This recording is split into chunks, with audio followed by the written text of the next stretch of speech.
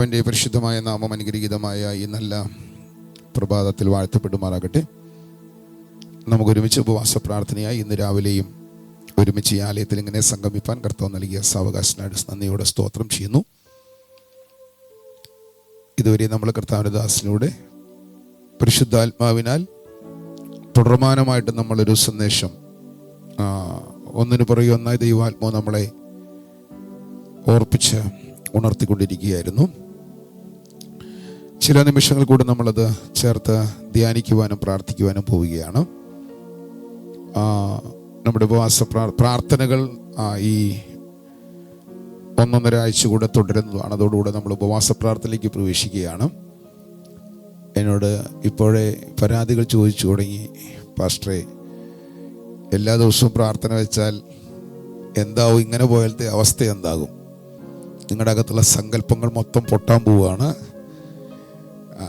ഒന്നും ആകാൻ പോവില്ല, ദൈവം നിങ്ങൾക്ക് ഡിവൈൻ ഹെൽത്ത് തരും, ദൈവം നിങ്ങൾക്ക് ഡിവൈൻ പ്രൊവിഷനുകൾ തരും, നമ്മൾ അവിടേക്ക് വരും. അപ്പോൾ അത് പറയാം, മുൻകൂട്ടി പറഞ്ഞെന്ന് മാത്രമേ ഉള്ളൂ. ഇപ്പം ഇടയ്ക്ക് ഓരോ ദിവസം റെസ്റ്റ് തരുന്നുണ്ട്. മാർച്ച് മാസമായി കഴിഞ്ഞാൽ ഒറ്റ ദിവസം റെസ്റ്റ് ഇല്ല.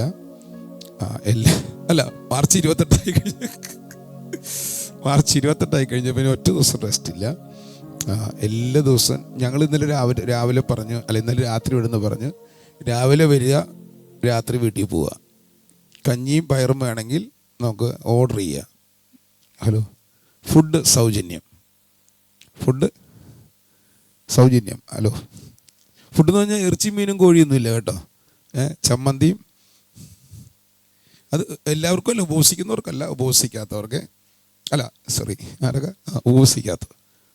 എൻ്റെ ചക്കര പൊന്നു എവിടെയായിരുന്നടാ? അവനെ ഇങ്ങോട്ട് മുമ്പിലേക്ക് വിട്, അവനെ പുറയിലെടുത്തല്ലേ. ഞാൻ ആരെ വിളിച്ചെന്ന് സൂമിനകത്തിരിക്കുന്ന എല്ലാവർക്കും അറിയാം. അത്ര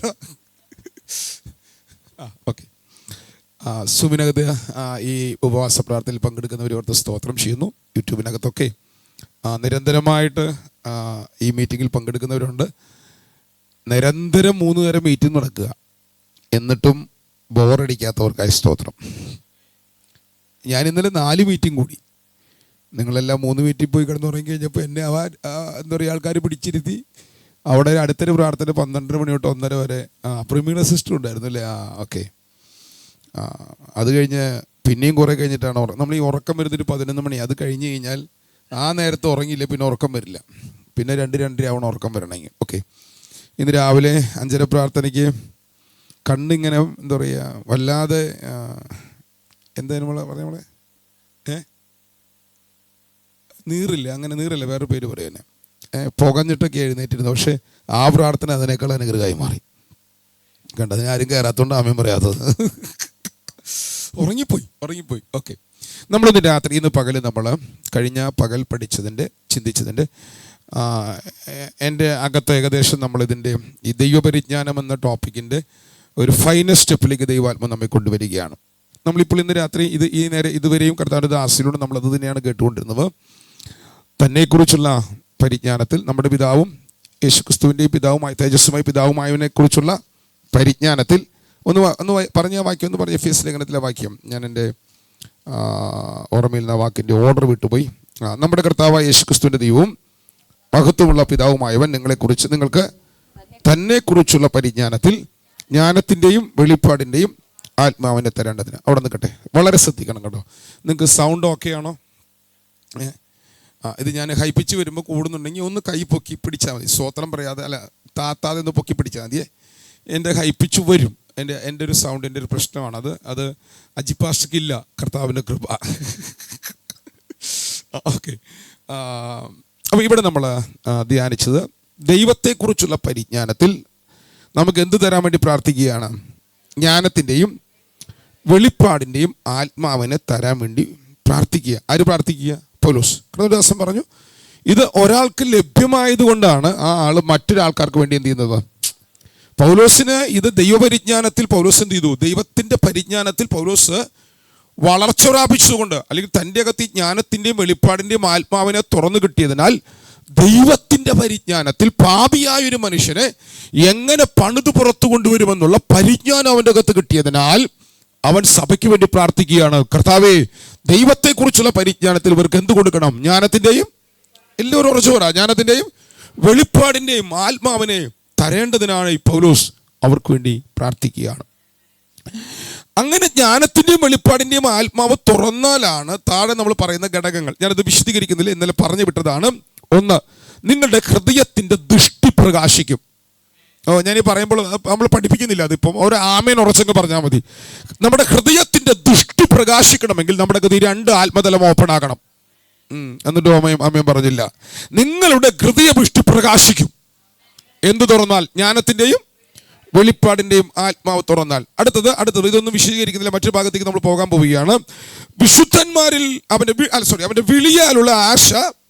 അപ്പൊ ജ്ഞാനത്തിൻ്റെയും വെളിപ്പാടിൻ്റെയും ആത്മാവ് തുറന്നാൽ നിങ്ങൾക്ക് ദൈവം വിളിച്ച വിളിയുടെ പുറകിൽ ദൈവത്തിൻ്റെ അകത്തുള്ള ആശ നിങ്ങൾക്ക് മനസ്സിലാവും. നിങ്ങളെ വിളിച്ച ദൈവം വിളിച്ചപ്പോൾ ആ വിളിയുടെ പുറകിൽ നിങ്ങളെക്കുറിച്ച് ദൈവത്തിന് ആശയുണ്ടാവും. ആ ആശ നിങ്ങളുടെ അകത്ത് തെളിഞ്ഞു വരണമെങ്കിൽ നിങ്ങളുടെ അകത്ത് ജ്ഞാനത്തിൻ്റെയും വെളിപ്പാടിൻ്റെയും ആത്മാവ് തുറക്കണം. അപ്പൊ ജ്ഞാനത്തിൻ്റെയും വെളിപ്പാടിൻ്റെയും ആത്മാവ് ദൈവത്തെക്കുറിച്ചുള്ള പരിജ്ഞാനത്തിൽ നിങ്ങൾ വളരുമ്പോൾ, നിങ്ങളുടെ അകത്ത് തുറക്കുമ്പോൾ നിങ്ങളുടെ ഹൃദയക്കണ്ണ് തുറക്കും.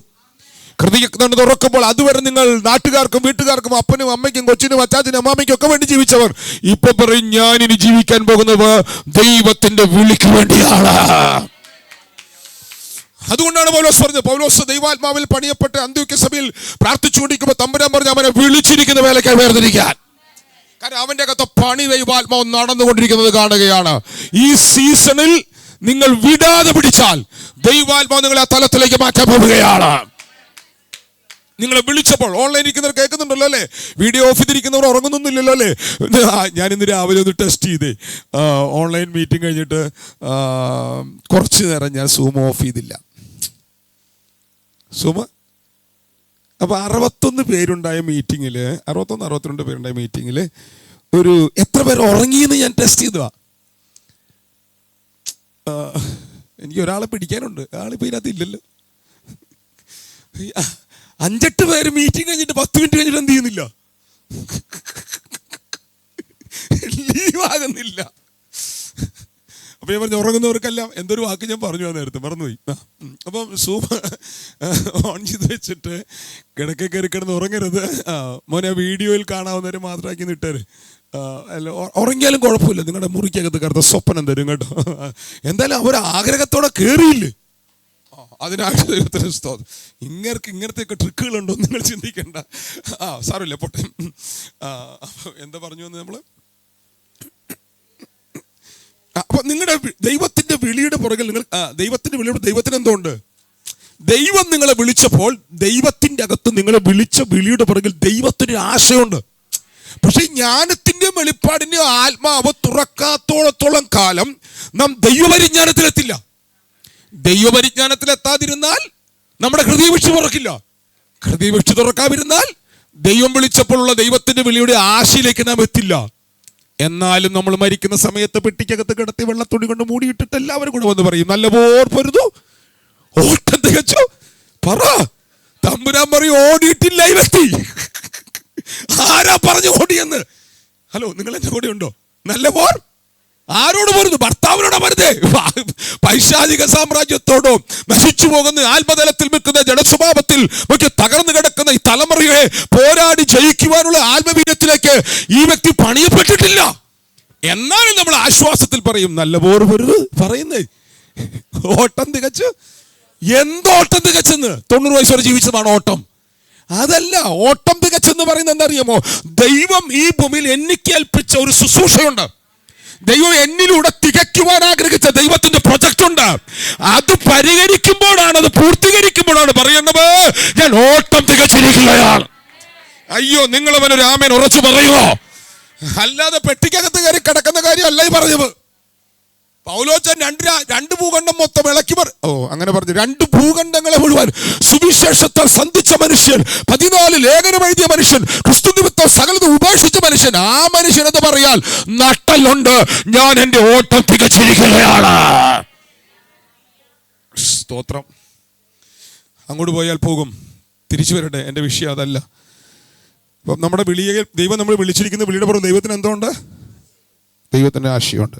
അപ്പം ജ്ഞാനത്തിൻ്റെ വെളിപ്പാടിൻ്റെ ആത്മാവ് തുറന്നാലേ എന്താകുള്ളൂ? ഹൃദയവശി പ്രകാശിക്കുകയുള്ളൂ. വിളിയാലുള്ള ആശ എന്തെന്ന് തിരിച്ചറിയുള്ളൂ. വിശുദ്ധന്മാർ ഈ ഭാഗം ഒന്ന് വായിക്കണം കേട്ടോ, എപ്പോഴെങ്കിലും ഒന്ന് വായിക്കണേ.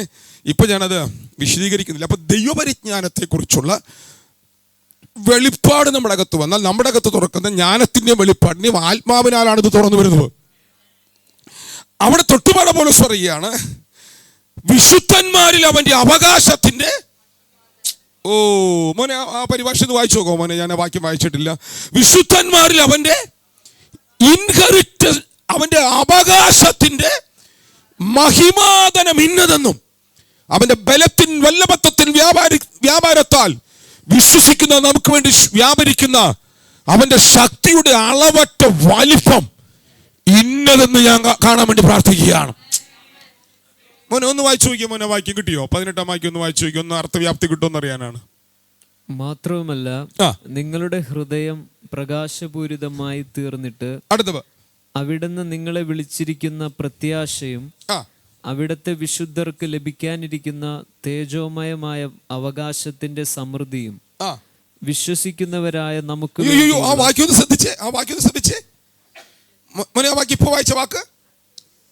വിശ്വസിക്കുന്നവരായ നമുക്ക് വേണ്ടിയുള്ള അവിടുത്തെ അതുല്യമായ ശക്തിയും നിങ്ങൾ അറിയണമെന്നും ഞാൻ പ്രാർത്ഥിക്കുന്നു. അവിടുന്ന് നിങ്ങളെ വിളിച്ചിരിക്കുന്ന പ്രത്യാശയും അവിടുത്തെ വിശുദ്ധർക്ക് ലഭിക്കാനിരിക്കുന്ന തേജോമയമായ അവകാശത്തിന്റെ സമൃദ്ധിയും തേജോമയമായ അവകാശത്തിന്റെ സമൃദ്ധി തുറന്നു വരുമോ? ജ്ഞാനത്തിന്റെയും വെളിപ്പാടിന്റെയും ആത്മാവ് നമ്മുടെ മേൽ തുറന്നാൽ നമ്മുടെ ഹൃദയവിശു തുറക്കും. ദൈവം വിളിച്ച വിളിയുടെ ആശ നാം തിരിച്ചറിയും. ആ വിളി നാം പൂർത്തീകരിക്കുന്നത് നമ്മുടെ കഴിവ് കൊണ്ടല്ല, നമ്മിൽ തുറക്കുന്ന അവന്റെ തേജസ്സിന്റെ സമൃദ്ധി. നമ്മുടെ വിളിയെ, ദൈവത്തിന്റെ വിളിയെ നാം പൂർത്തീകരിക്കുന്നത് നമ്മുടെ കഴിവുകൾ കൊണ്ടല്ല, നമ്മുടെ താലന്തുകൾ കൊണ്ടല്ല, അവന്റെ തേജസ്സിന്റെ സമൃദ്ധി കൊണ്ടാണ്. ആ തേജസ് അവൻ നിങ്ങളിലേക്ക് പകരുകയാണ്. ആ തേജസ് വചന ശുശ്രൂഷയിൽ നിങ്ങളുടെ മേൽ തുറക്കുകയാണ്. അതവ തുറക്കുന്ന ദൈവമാണ്. അത് തുറക്കുമ്പോൾ പൗലോസ് പറയുന്നു, അവകാശത്തിന്റെ മഹിമാതരം ഇന്നതെന്ന് തിരിച്ചറിയാൻ ഞാൻ പ്രാർത്ഥിക്കുകയാണ്. ഞാനൊരു ഡിവൈൻ പവർ സ്റ്റേഷനായി മാറുക. ഞാനൊരു ഡിവൈൻ പവർ സ്റ്റേഷനായി മാറുകയാണ്.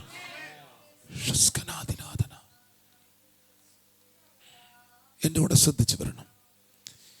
കഴിഞ്ഞ 2 ദിവസം മുമ്പ് നമ്മളൊരു വാക്യം ശ്രദ്ധിച്ചിരുന്നു. അതുകൊണ്ട് പറഞ്ഞിട്ട് വേണം എനിക്ക് അടുത്ത തലത്തിലേക്ക് പ്രവേശിക്കാനായിട്ട്. 1 കൊരിന്ത്യർ 2-ാം അധ്യായത്തിൻ്റെ 7-ാം വാക്യം, 6-ാം വാക്യം. എന്നാൽ തികഞ്ഞവരുടെ ഇടയിൽ ഞങ്ങൾ എന്ത് സംസാരിക്കുന്നു? 1 കൊരിന്ത്യർ 2-ാം അധ്യായത്തിൻ്റെ 6-ാം വാക്യം. എന്നാൽ തികഞ്ഞവരുടെ ഇടയിൽ ഞങ്ങൾ എന്ത് സംസാരിക്കുന്നു? ജ്ഞാനം സംസാരിക്കുന്നു. 1-2 പേര് ബൈബിൾ വേഗം എടുത്ത് വായിച്ചു. എന്നാൽ തികഞ്ഞവരുടെ ഇടയിൽ ഞങ്ങൾ ജ്ഞാനം സംസാരിക്കുന്നു, ഈ ലോകത്തിന്റെ ജ്ഞാനമല്ല, നശിച്ചു പോകുന്നവരായ ഈ ലോകത്തിന്റെ പ്രഭുക്കന്മാരുടെ ജ്ഞാനവുമല്ല, ദൈവം ലോക സൃഷ്ടിക്ക് മുമ്പേ നമ്മുടെ തേജസ്സിനായി മുൻ നിയമിച്ചതും മറഞ്ഞിരുന്നതുമായ ദൈവത്തിന്റെ ജ്ഞാനമത്രേ മർമ്മമായി ഞങ്ങൾ പ്രസ്താവിക്കുന്നു. ജ്ഞാനത്തിന്റെ ആത്മാവ് നമ്മുടെ അകത്ത് തുറന്നാൽ എന്താ ഉണ്ടാകുന്നത്? ലോക സൃഷ്ടിക്ക് മുമ്പ് നമ്മുടെ തേജസ്സിനായി മുൻ നിയമിച്ചതും മറഞ്ഞിരുന്നതുമായ ദൈവത്തിന്റെ ജ്ഞാനമത്ര ഞങ്ങൾ മർമ്മമായി പ്രസ്താവിക്കുന്നത്. ഞങ്ങൾ പറയുന്നത് മിസ്റ്ററികളാണ്. ഈ മിസ്റ്ററികൾ ദൈവത്തിന്റെ ഹൃദയത്തിനകത്ത് ദൈവം മറച്ചു വെച്ച മർമ്മമാണ്. ആ മർമ്മത്തിനകത്ത് വെളിപ്പെട്ടു വരുന്ന ജ്ഞാനത്തിന്റെ പ്രത്യേകത ഒരു വ്യക്തിയെ ദൈവോന്മുഖമായി തേജസ്സിലേക്ക് മുൻ നിയമിച്ചതാണ്. അപ്പൊ നമ്മെ തേജസ്കരിക്കുക എന്ന പദ്ധതി ഇപ്പോൾ നടക്കുന്നതല്ല. ലോക സൃഷ്ടിക്ക് മുമ്പ് അവൻ നമ്മെ നോക്കി മുൻ നിയമിച്ചതാണ്. ഇത് അവന്റെ പരിജ്ഞാനമാണ്. അപ്പൊ നമ്മെ തേജസ് ധരിച്ച് തേജസ്ധാരികളാക്കി തേജസ് കൊണ്ട് നിറച്ച് എന്നെ അവനെ പോലെ ആക്കുക എന്നത് അവൻ എന്നെ നോക്കി മുൻ നിയമിച്ചതാണ്. ഇത് ജ്ഞാനമായി എൻ്റെ അകത്ത് തുറക്കുമ്പോൾ ഞാൻ പറയും ദൈവത്തിന് ശക്തിയോട് ആമേൻ പറയാം. അപ്പൊ ജ്ഞാനത്തിന്റെ ആത്മാവ് തുറക്കുമ്പോൾ എനിക്കൊരു കാര്യം മനസ്സിലായി. ഞാൻ ഇങ്ങനെ പോകേണ്ട വ്യക്തിയല്ല. ഞാൻ ഇങ്ങനെ ജീവിക്കേണ്ട വ്യക്തിയല്ല. ഇങ്ങനെ അവസാനിക്കേണ്ട വ്യക്തിയല്ല. എന്നെ അവന്റെ തേജസ് കൊണ്ട് നിറയ്ക്കാൻ അവൻ ലോകസ്ഥാപനത്തിന് മുമ്പ് അവൻ മുൻനിയമിച്ചവനാണ്. ആ മർമ്മമാണ് ഞങ്ങൾ ഈ പറയുന്നത്.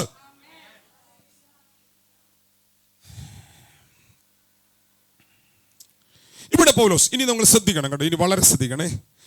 ഈ ഒരു വളർച്ച നിങ്ങളുടെ അകത്ത് തടന്നാൽ, നിങ്ങൾ ഇതിനു വേണ്ടി നിങ്ങളൊന്ന് സമർപ്പിതരായാൽ, ഇന്ന് രാവിലെ നിങ്ങളുടെ മേൽ അവൻ മാൻഡിലുകൾ തുറക്കാൻ തുടങ്ങും.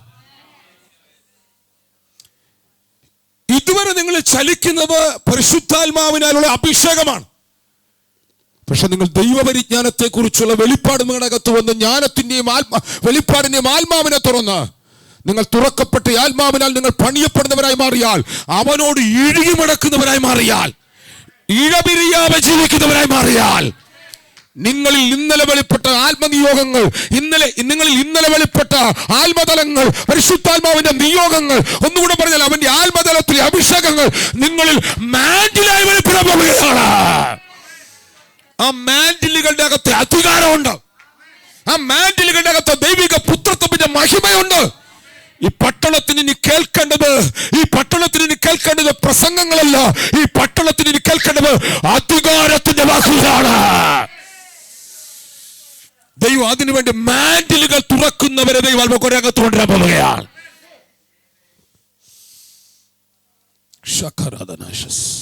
ശബ്ദം കൂടുന്നുണ്ടല്ലേ? ഇതൊക്കെ എങ്ങനെയാ പതുക്കെ പറയുന്നത്? എൻ്റെ ഒരു കുഴപ്പം അതാണ്. ഇവിടെ നിങ്ങൾ ശ്രദ്ധിക്കേണ്ട കാര്യമാണ്. നിങ്ങൾ ആരെങ്കിലും പാപം ചെയ്യുന്നുണ്ടോ? പറയുന്നു. നിങ്ങളാരെങ്കിലും ഇന്ന് രാവിലെ പാപം ചെയ്തോന്ന്? അപ്പോൾ അതും മിണ്ടുകയല്ല. പാപം ചെയ്തില്ലല്ലോ. സ്വയം ഉണ്ടായ ഉണ്ടെന്നില്ല. നിങ്ങളിൽ നിന്ന് എന്തെങ്കിലും സ്വയം വെളിപ്പെട്ടോന്ന്? അപ്പം നമ്മൾ എഴുതപ്പെട്ട പാപം ചെയ്തില്ല എന്ന നമ്മളുടെ ധാരണയല്ല ദൈവപരിജ്ഞാനം. ദൈവത്തിന്റെ പരിജ്ഞാനത്തിൽ ദൈവം സെറ്റ് ചെയ്തിരിക്കുന്ന ഒരു തലമുണ്ട് എന്നെ കുറിച്ച്. നമ്മുടെ ചിന്ത എന്താ? 10 കൽപ്പന ചെയ്യാതെ ഈ ഭൂമിയിൽ ജീവിക്കുന്നതാണ് ദൈവത്തിന്റെ പരിജ്ഞാനം എന്ന്. അതല്ല. ഒരാമയും പറയുന്നു. 10 കൽപ്പന തെറ്റിച്ചവനെ പിന്നെയും ദൈവത്തിന് പരിജ്ഞാനത്തിൽ കൊണ്ടുവരാൻ പറ്റും. പക്ഷെ ഞാനെല്ലാം തികഞ്ഞു എന്ന് ചിന്തിക്കുന്നവനെ ഒരിക്കലും കൊണ്ടുവരാൻ പറ്റില്ല. ഈ കൽപ്പന ലംഘിച്ചവൻ എന്തുണ്ടാവും? ഒരു കുറ്റബോധം ഉണ്ടാവും. ഇല്ലേ? ആ കുറ്റബോധമുള്ളവൻ എന്ത് ചെയ്യാൻ പറ്റും? പിന്നെയും പണിത് ദൈവപരിജ്ഞാനത്തിലേക്ക് വളർത്താൻ പറ്റും. പക്ഷെ ഞാനെല്ലാം തികഞ്ഞവനായി, ഞാൻ രക്ഷിക്കപ്പെട്ടു, ഞാൻ സ്നാനപ്പെട്ടു, ഞാൻ അത് ഇത് ഉപേക്ഷിച്ചു, ഞാൻ നടക്കുന്നവൻ, ഞാൻ ആരാന്നറിയാമോ എന്ന് ചോദിക്കുന്നതിന് ഒന്നും ചെയ്യാൻ പറ്റില്ലല്ലോ. അപ്പം ഇവിടെ എൻ്റെ അകത്ത് ദൈവാത്മാ തന്നിരിക്കുന്ന നിയോഗത്തിലൂടെ ഞാൻ പറയാം, പരിശുദ്ധാത്മാവിന് ഒരു തലമുറയെ ദൈവിക മാൻഡിൽ തുറക്കാൻ ഉപയോഗിക്കണം. അവർ ദൈവപരിജ്ഞാനത്തിൽ വളരുന്നവരാകണം. അതിന് നിങ്ങൾ കരം ഉയർത്തി ശക്തിയോടെ രാമയെ പറഞ്ഞ് ഓർമ്മിച്ച് കർത്താവിന്. ഇതിനകത്ത് നമ്മൾ എല്ലാവരും ഉണ്ട്. ഇതിന് പ്രവാചകൻ വന്ന് ഒരാളുടെ തല കൈവച്ച് പറയണ്ട. ഈ പുസ്തകം ഒരാൾക്കുള്ളതല്ല. രക്ഷിക്കപ്പെട്ട സ്നാനപ്പെട്ട ചർച്ചിൽ വരാത്തവനെ നോക്കിയും പരിശുദ്ധാത്മാവിനെ പറയാനുള്ളത് നിങ്ങൾ സത്യത്തിന്റെ പരിജ്ഞാനത്തിലെത്തണമെന്നുള്ളതാണ്. ആമേൻ. അപ്പൊ നിങ്ങളുടെ വീട്ടിന്റെ അയൽവക്കത്തുള്ള ആളും ഈ പരിജ്ഞാനത്തിലെത്തുവോ? എത്തണമെന്നല്ലേ ദൈവം ആഗ്രഹിക്കുന്നത്? എത്തുമ്പോഴുള്ള കാര്യം അവിടെ നിന്ന് കിട്ടെ. കാരണം നമ്മൾ ഇതുവരെ എന്ത് ചെയ്തിട്ടില്ല പറയുന്നേ. ചിലപ്പോൾ നമ്മളൊക്കെ മുമ്പ് അവൻ എത്തും കേട്ടോ. സ്തോത്രം. ഇനി നമുക്ക് അതിലേക്ക് വരികയാണേ. ഇവിടെ കർത്താവ് നേരത്തെ ഓർപ്പിച്ചു, നിങ്ങൾ ഈ വളർച്ച വളരുമ്പോൾ നിങ്ങളുടെ മേൽ ദൈവാത്മ മാൻഡിലുകൾ തുറക്കും.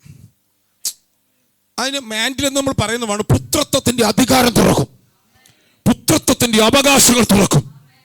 പക്ഷെ ഇതിന് നിങ്ങളുടെ മൈൻഡ് ഭയങ്കര പ്രധാനപ്പെട്ട ഒരു കാര്യമാണ്.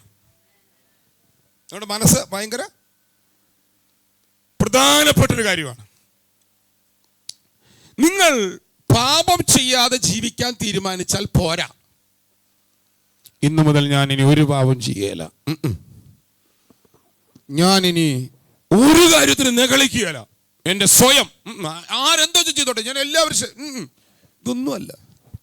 അപ്പോസ്തലനായ പൗലോസ് പുതിയ ഉടമ്പടി പഠിപ്പിക്കുന്ന ലേഖനമായ കൊരിന്ത്യർ ലേഖനത്തിൽ പൗലോസ് തേജസ്സിന്റെ മേൽ തേജസ് പ്രാപിച്ച് അതേ പ്രതിമയായി രൂപാന്തരപ്പെട്ടു വരുന്ന ദൈവിക പ്രക്രിയയെ കുറിച്ച് 2 കൊരിന്ത്യർ ലേഖനം 3-ാം അധ്യായത്തിൽ പറഞ്ഞ ശേഷം 4-ാം അധ്യായത്തിൽ പൗലോസ് പറഞ്ഞു, ഈ അത്യന്ത ശക്തി ഞങ്ങളുടെ സ്വന്തം എന്നല്ല, അത് ഞങ്ങളുടെ മൺകൂടാരങ്ങളിൽ അവൻ പകർന്നിരിക്കുന്നതാണ്. അത് വന്നപ്പോൾ ഞങ്ങളുടെ മനോഭാവത്തിന് മാറ്റം വന്നു. ഞങ്ങൾ സകല വിധത്തിലും കഷ്ടമനുഭവിക്കുന്നുണ്ടെങ്കിൽ ഞങ്ങൾ എന്ത് ചെയ്യുന്നില്ല? ഒന്നും മിണ്ടുന്നേ, ഇടുങ്ങിപ്പോകുന്നില്ല. ഞങ്ങൾ ബുദ്ധിമുട്ടുന്നതിന് ഞങ്ങൾ എന്ത് ചെയ്യുന്നില്ല? അപ്പൊ നമ്മുടെ ചിന്താമണ്ഡലത്തെ നമ്മൾ സെൻസ് ചെയ്യാൻ തുടങ്ങി. നമ്മുടെ ചിന്താമണ്ഡലമാണ് ദൈവിക വളർച്ചയിൽ ഏറ്റവും സമാപനത്തിൽ നമ്മൾ കൈകാര്യം ചെയ്യേണ്ട സ്ഥലം. നന്നായിട്ട് ഉറച്ചാമ്യം പറഞ്ഞ കർത്താവിന്. ഇനി പൗലോസ്, ഞാൻ എല്ലാം കൂടെ പറയാൻ പോയ സമയം പോകും, സമയം ഓടിപ്പോകുന്നു. ഇതൊരു മുഖവര പറഞ്ഞു വരുമ്പോഴത്തേക്ക് സമയം തീരുകയാണ്. നിങ്ങൾ 2 കൊരിന്ത്യർ ലേഖനത്തിലേക്ക് തന്നെ വന്ന്, ഞാൻ 4-ാം അധ്യായത്തിലെ വാക്യമാണ് പറഞ്ഞത്. കുറച്ചധികം വാക്യങ്ങൾ വിട്ടിട്ട് ഞാൻ 10-ാം അധ്യായത്തിലേക്ക് വരികയാണ്. 10-ാം അധ്യായത്തിലേക്ക് വരികയാണ്. അതിൻ്റെ 5-ാം വാക്യത്തിലേക്ക് നിങ്ങൾ വന്നേ. 10-ാം അധ്യായത്തിന്റെ 5-ാം വാക്യത്തിലേക്ക് വന്നേ. എന്നിട്ട് ഞാൻ മാൻഡിലേക്ക് ദൈവം അനുവദിച്ച സമയം ഉണ്ടെങ്കിൽ വരാം. ഒന്ന് വായിച്ചു നിങ്ങൾ. അവയാൽ ഞങ്ങൾ സങ്കല്പങ്ങളും ഒന്ന് എല്ലാവരും വായിക്കോ, എല്ലാവരും അതിരം തുറന്ന് സൂപ്പിനകത്തിരിക്കുന്നവരും വായിക്കണം കേട്ടോ. നിങ്ങൾ ഈ മൊബൈൽ ഓൺ ചെയ്ത് ഓഫ് ചെയ്തും കളിക്കരുത്. എല്ലാവരും വായിക്കും വായിക്കുക. മോനെ 2 കൊരിന്ത്യർ ലേഖനം 10:5. 2 കൊരിന്ത്യർ ലേഖനം 10:5. അവയാൽ ഞങ്ങൾ സങ്കല്പങ്ങളും അവയാൽ ഞങ്ങൾ എല്ലാവരുമായി അവയാൽ ഞങ്ങൾ സങ്കല്പങ്ങളും ഗ്രേസിച്ച് വായിക്കുന്നില്ല. ഇവിടെ ഉണ്ട് മോൾ, ഇവിടെ എഴുതി വെച്ചിട്ടുണ്ട് മോൾ. ഇത് ഇവിടെ വെണ്ടയ്ക്കാശത്ത് എഴുതി വെച്ചിരുന്ന അവയാൽ ഞങ്ങൾ സങ്കല്പങ്ങളും ദൈവത്തിന്റെ പരിജ്ഞാനത്തിന് വിരോധമായി പൊങ്ങുന്ന എല്ലാ ഉയർച്ചയും ഇടിച്ചു കളഞ്ഞ് ഏതു വിചാരത്തെയും ക്രിസ്തുവിനോടുള്ള അനുസരണത്തിനായി ഒന്നുകൂടെ വാക്യം വായിച്ചു. അവയാൽ ഞങ്ങൾ സങ്കല്പങ്ങളും ദൈവത്തിന്റെ പരിജ്ഞാനത്തിന് വിരോധമായി പൊങ്ങുന്ന എല്ലാ ഉയർച്ചയും ഇടിച്ചു കളഞ്ഞ് ഏത് വിചാരത്തെയും ക്രിസ്തുവിനോടുള്ള അനുസരണത്തിനായി ഞങ്ങൾ പിടിച്ചടക്കും. ഹലോ, നിങ്ങളുടെ അകത്ത് സങ്കല്പം ഉണ്ടോന്ന്? അതാ പറഞ്ഞ 13 ദിവസമായപ്പോഴത്തേനും കൊച്ചമ്മേ ഈ നിലയ്ക്ക് പോയാൽ എങ്ങനെ നമ്മൾ ഈ മാസം പൂർത്തീകരിക്കും? എല്ലാ ദിവസവും പ്രാർത്ഥനയ്ക്ക് വന്നാൽ എന്താവും ഞങ്ങളുടെ അവസ്ഥ? അല്ല ലിൻഡോ പിന്നെ അങ്ങനെ പറഞ്ഞില്ല കേട്ടോ. അപ്പൊ നമ്മുടെ അകത്ത് നമ്മുടെ സാഹചര്യങ്ങൾ നമ്മുടെ അകത്ത് എന്തുണ്ടാക്കിയിട്ടുണ്ട് പറയുന്നേ. നിങ്ങളുടെ അകത്ത് തന്നെ ഒരു സങ്കല്പമില്ലേ അടുത്ത കാലത്തൊന്നും ഉണർവുണ്ടാകില്ല എന്ന്? പറ. ഇതിനെല്ലാം വേണ്ടി നിങ്ങൾ പ്രാർത്ഥിക്കുമ്പം നിങ്ങളുടെ അകത്ത് നിങ്ങൾ എന്ത് പ്രാർത്ഥിക്കുകയും പറയുകയൊക്കെ ചെയ്യുമ്പോഴും നിങ്ങൾ പ്രാർത്ഥിച്ചിട്ട് നിങ്ങൾ ദൈവവചനം ധ്യാനിച്ച് പഠിച്ചിട്ടൊന്നും കാര്യങ്ങൾ നടക്കാത്തതിന് കാലഘട്ടം നിങ്ങളുടെ അകത്തുണ്ടാക്കുന്ന ഒരു സങ്കല്പമുണ്ട് ഇല്ലേ? നിങ്ങളുടെ വീട്ടിൽ നിങ്ങളുടെ ഏറ്റവും അടുത്ത ബന്ധുവായ ഒരാൾക്ക് കൈക്കകത്തൊരു തൊണ്ടയ്ക്ക് ഒരു മുഴ വന്നു, അത് ക്യാൻസർ ആയിരുന്നു. ആൾ ക്യാൻസർ വന്ന് എന്ത് ചെയ്തു? മരിച്ചു. നിങ്ങളുടെ തൊണ്ടയിൽ അതേ സ്ഥലത്ത് ഒരു ഉറുമ്പ് കടിച്ചൊരു ചെറിയ ചുവപ്പ് കളർ വന്നു. ഉടൻ തന്നെ നിങ്ങളുടെ അകത്ത് എന്ത് വരും? പറ, മനസ്സിലാകാൻ വേണ്ടി പറഞ്ഞ ഇത് എന്തായിരിക്കും? പറ. അപ്പൊ കാലഘട്ടത്തിന്റെ പരിചയം കൊണ്ട് നിങ്ങളുടെ അറിവ് കൊണ്ട് നിങ്ങളുടെ അകത്ത് നിങ്ങൾ ഉണ്ടാക്കി വെക്കുന്ന സങ്കല്പങ്ങളുണ്ട്. ഉറച്ച ആമേൻ പറ. നിങ്ങളുടെ അകത്ത് കിടക്കുന്ന സങ്കല്പങ്ങൾ ദൈവപരിജ്ഞാനത്തിലുള്ള വളർച്ചയ്ക്കും നിങ്ങളെ ദൈവം ഉപയോഗിക്കുന്ന ഉപയോഗത്തിനും പുത്രിപുത്രന്മാരായി നിങ്ങൾ വെളിപ്പെട്ടു വരുന്നതിനും എതിരായതുകൊണ്ട് ഈ സങ്കല്പങ്ങളെ പൊട്ടിക്കാൻ ദൈവം നിങ്ങൾക്കൊരു ആയുധം തന്നിട്ടുണ്ട്. ഹലോ, വിശ്വസിച്ച് ആമേൻ പറയാമെങ്കിൽ ഇന്ന് രാവിലെ നമ്മളെ പൊട്ടിക്കാൻ പോവുകയാണ്. ഇന്ന് രാവിലെ കഴിഞ്ഞ 40, 50, 60 മോനെ കേക്കണ കൂട്ടാ, ഇന്ന് രാവിലെ നിങ്ങളുടെ അകത്ത് വർഷങ്ങളായി പതിഞ്ഞു കിടക്കുന്ന സങ്കല്പങ്ങളെ പൊട്ടിക്കേണ്ടവന് പരിശുദ്ധാത്മാവ് അവന്റെ ശക്തി നമ്മളെ തുറക്കാൻ പോവുകയാണ്. അത് വിശ്വസിക്കുന്നവരകത്ത് തുറന്നു വരാൻ പോവുകയാണ്. നമ്മൾ ചില ആൾക്കാരെ കുറിച്ച് അഭിപ്രായം പറയാറില്ലേ? ഉണ്ടോന്ന്? അവള് ശരിയാവുകയല്ല, ഇത് എവിടെ നിന്ന് വന്നവാ പറ. ആ വ്യക്തിയെ കുറിച്ചുള്ള അറിവിൽ നിന്ന് നമ്മുടെ അകത്ത് വന്ന് ആ ഒരു മറ്റൊരു വ്യക്തിയെ കുറിച്ചുള്ള സങ്കല്പം നമ്മൾ പറയുമ്പോൾ നമ്മൾ മനസ്സിലാക്കേണ്ടെന്നാ, നമ്മൾ വളർന്നിട്ടില്ലെന്നാ. ഒരു വ്യക്തിയെ നോക്കി നീ പറയാം അവൻ നേരാവില്ല, അത് പറയാം നീ ആരാ? പിണങ്ങി ആരൊരാൾ ലീവായി പോയില്ല. നിങ്ങൾക്കും പോയിക്കൊള്ളാൻ മനസ്സുണ്ടെങ്കിൽ സ്തോത്രം. നമ്മുടെ അകത്ത് സങ്കല്പം ഇല്ലേ? മിണ്ടുന്നേ, എന്ത് മുഖം കുനിഞ്ഞിരിക്കരുത്. കുനിഞ്ഞിരുന്ന ഞാൻ എന്താ പറയും, മൈക്കൊണ്ടൊന്ന് തലക്കടിക്കും. സങ്കല്പമുണ്ടോ? ചില കുടുംബങ്ങളുടെ അകത്ത് ഭാര്യമാരെ അടുത്ത ഇനി ഈ കുടുംബം നമ്മുടെ നേർ കുടുംബം, ഇങ്ങനെ ആയുഷ് നേരാകില്ല, അതുകൊണ്ട് എന്താവില്ല, എന്താ ചരിത എടുത്ത്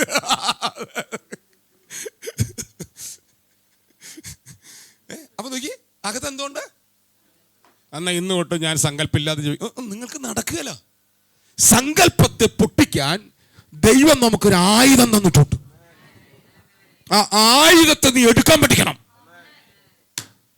ഞാൻ എൻ്റെ കയ്യിൽ ഇവിടെ നമ്മുടെ മിനിസ്ട്രിയുള്ള ചർച്ചിനുള്ള ക്രമീകരിച്ചിരിക്കുന്ന ഈ മൈക്കിലൂടെ ഞാൻ ഈ മൈക്കിന്റെ സ്വിച്ച് ഓൺ ചെയ്ത് പ്രസംഗിക്കുന്നത് കൊണ്ടാണ് ഇത് നിങ്ങളും ലോകത്തിന്റെ പല രാജ്യങ്ങളിലും ഇരിക്കുന്ന ആൾക്കാർ കേൾക്കുന്നത്.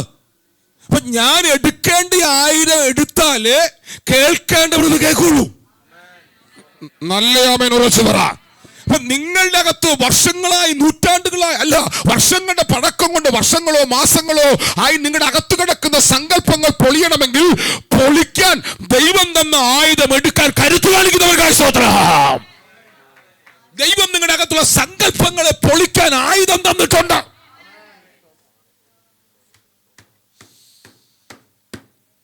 ഇങ്ങനെ പറയാൻ പോയി നമ്മൾ എവിടെ എത്തുകയില്ല. മോനെ വാക്കിയെടുത്ത് സങ്കല്പങ്ങൾ അവയാൽ നിങ്ങൾ പോയോ എല്ലാവരും? അവയാൽ ഞങ്ങൾ സങ്കല്പങ്ങളും ദൈവത്തിന്റെ പരിജ്ഞാനത്തിന് വിരോധമായി പൊങ്ങുന്ന എല്ലാ ഉയർച്ചയും ദൈവത്തിന്റെ എല്ലാവരും ദൈവത്തിന്റെ പരിജ്ഞാനത്തിന് വിരോധമായി അതെവിടെയായി പൊങ്ങുന്നേ പറയുന്നേ? ദൈവത്തിന്റെ പരിജ്ഞാനത്തിന് വിരോധമായിട്ട് പൊങ്ങുന്ന. അപ്പൊ ഈ ഉയർച്ച എവിടെയാ പൊങ്ങുന്നേ? അപ്പൊ ദൈവത്തിന്റെ പരിജ്ഞാനം എന്താ? ദൈവത്തിന്റെ പരിജ്ഞാനം എന്താന്ന് ഇതിന്റെ ബസ് അല്ല, നിങ്ങളെ കുറിച്ച് ദൈവത്തിന്റെ പരിജ്ഞാനം എന്താ?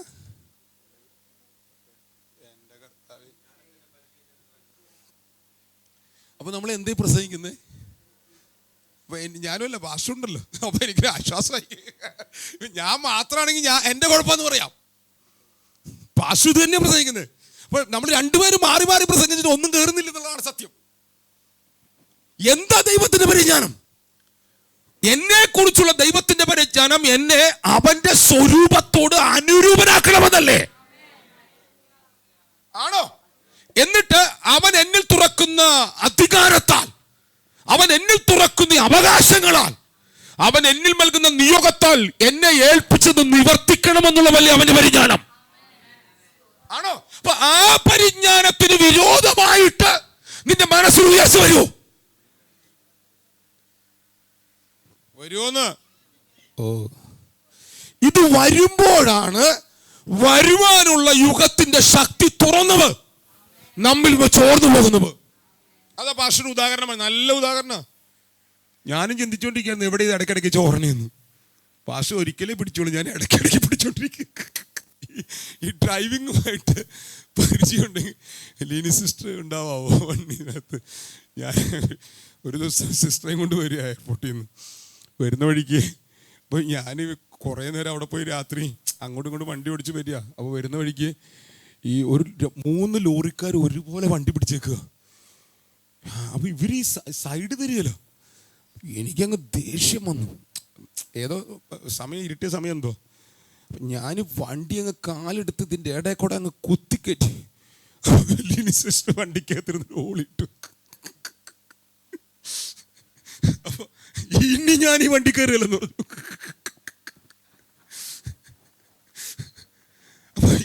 അപ്പൊ നമ്മുടെ ഇടയിൽ അറിയാതെ ഈ സാധനങ്ങൾ എന്ത് ചെയ്യാണ് പറ. ഞങ്ങൾ വണ്ടി ഓടിക്കുമ്പോഴാണ് ചോർന്നത്, നിങ്ങൾ അടുക്കളയിൽ പോകുമ്പോഴും ചോരുന്നുണ്ട്, അതറിയുന്നില്ലല്ലോ. ഇന്ന് എന്തിട്ടിട്ടാണാവോ, എന്ത് കൂടിയാലാണാവോ പ്രശ്നം വരിക. പോട്ടെ. അപ്പം നമ്മുടെ അകത്ത് നിന്ന് ഈ നമ്മുടെ വളർച്ചയ്ക്ക് വിരോധമായിട്ട് നമ്മുടെ മനസ്സിനകത്ത് പൊന്തി വരുന്ന ഈ ഉയർച്ചകളെ, ദൈവപരിജ്ഞാനത്തിന് വിരോധമായി പൊന്തുന്നതിനെ കാണാൻ ആദ്യം നമുക്ക് കണ്ണുണ്ടാകണം. ചിലർക്കിത് എന്തോരം വന്നാലും മനസ്സിലാകുക. ആമേനൊക്കെ പോകുന്നു. ഞാൻ എൻ്റെ വിഷയം ഇതല്ല കേട്ടോ, എൻ്റെ വിഷയം ഇത് തുറക്കുമ്പോൾ ഉണ്ടാകുന്ന മാൻഡിലാണ്. ദൈവപരിജ്ഞാനത്തിന് വിരോധമായി, മോനെ വാക്കി വിടറ മോനെ, ദൈവപരിജ്ഞാനത്തിന് വിരോധമായി നോക്കൂ, വായിച്ച് ദൈവപരിജ്ഞാനത്തിന് വിരോധമായി പൊങ്ങുന്ന എല്ലാ ഉയർച്ചയും ഇടിച്ചു കളഞ്ഞ് അടുത്ത വാക്ക് പറ, ഏത് വിചാരത്തെയും ക്രിസ്തുവിനോടുള്ള അനുസരണത്തിനായി ഏത് വിചാരത്തെയും. കേൾക്കുന്നുണ്ട് മകൾ? ഒരു സെക്കൻഡിൽ നമ്മുടെ മനസ്സിനകത്ത്, ഒരു മിനിറ്റിനകത്ത് നമ്മുടെ ചിന്താമണ്ഡലത്തിൽ കൂടെ കടന്നു പോകുന്നത് നൂറുകണക്കിന് ചിന്തകളാണ്. പൗലോസ് പറയുകയാണ്, ക്രിസ്തുവിൽ വളരുന്ന ഒരുവന്റെ ഏത് വിചാരത്തെയും പിടിച്ചടക്കുവാൻ അവൻ കരുത്തുള്ളവനായി മാറും. നല്ലൊരു ആമേൻ ശക്തിയോടെ പറയണം. അവന് വരുന്ന വിചാരങ്ങൾക്ക് മുഴുവൻ, വരുന്ന ചിന്തകൾക്ക് മുഴുവൻ കൂടുവെക്കാൻ ഉള്ളതല്ല എന്റെ തല. എന്റെ തല അവന്റെ ജീവന്റെ നിറവിലാൽ മെറിയേണ്ടതാണ്. അങ്ങനെ ആമേൻ ശക്തിയോടെ പറഞ്ഞ കർത്താവിന്. എന്ത് കണ്ടാലും മനസ്സിൽ ചിന്ത വരികയോ, എന്ത് കേട്ടാലും മനസ്സിൽ ചിന്ത വരികയോ. എന്റെ ചിന്താമണ്ഡലത്തിൽ പിശാചേ നിന്റെ ചരക്കൾ കൊണ്ട് നിറയ്ക്കാൻ അനുവദിക്കാതെ വണ്ണം മറ്റൊരു ആയുധം സ്വർഗം എനിക്ക് തന്നിട്ടുണ്ട്. ആ ആയുധത്താൽ ഞാൻ നിറയപ്പെടുകയാണ്.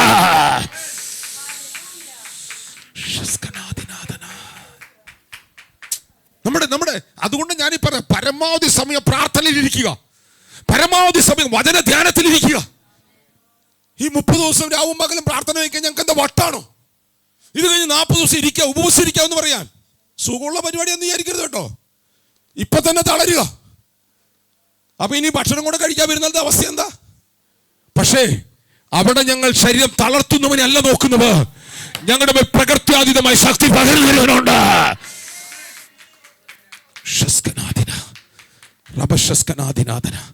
ഇത് നമ്മെ വിളിച്ചിരിക്കുന്ന ഒരു ദൗത്യത്തിലേക്കുള്ള യാത്രയാണ്.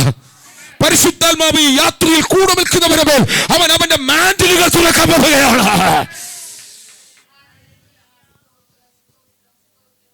ഇവിടെ പൗലോസ് പറയുകയാണ്, ക്രിസ്തുവിന്റെ ദൈവത്തിന്റെ പരിജ്ഞാനത്തിന് വിരോധമായി പൊങ്ങുന്ന എല്ലാ ഉയർച്ചയും ഇടിച്ചു കളഞ്ഞ് ഏതു വിചാരത്തെയും ക്രിസ്തുവിനോടുള്ള അനുസരണത്തിനായി ഒന്ന് ഞങ്ങൾ ഇടിക്കും, ഒന്ന് ഞങ്ങൾ ക്രിസ്തുവിന്റെ പരിജ്ഞാനത്തിന് വിരോധമായി, ദൈവത്തിന്റെ പരിജ്ഞാനത്തിന് വിരോധമായി പൊന്തുന്ന സകലവനെയും ഞങ്ങൾ ഇടിക്കും. കോട്ടകളെ ഞങ്ങൾ പൊളിക്കും, പൊന്തി വരുന്നവനെ ഞങ്ങൾ പിടിക്കും. ഇടിക്കും, പൊടിക്കും, പൊളിക്കും. അല്ല വിട്ടുപോയി, എങ്ങനെ മക്കളെ?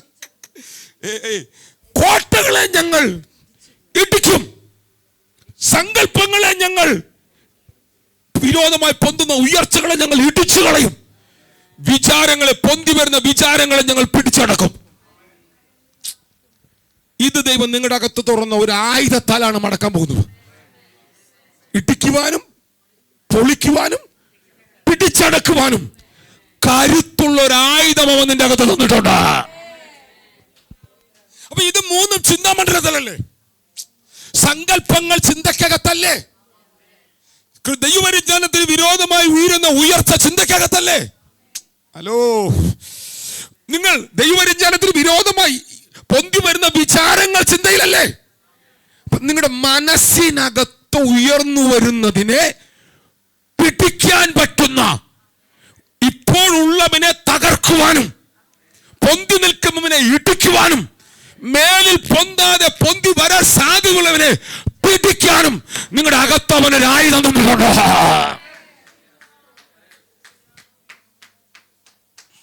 ഉണ്ടോ മക്കളെ?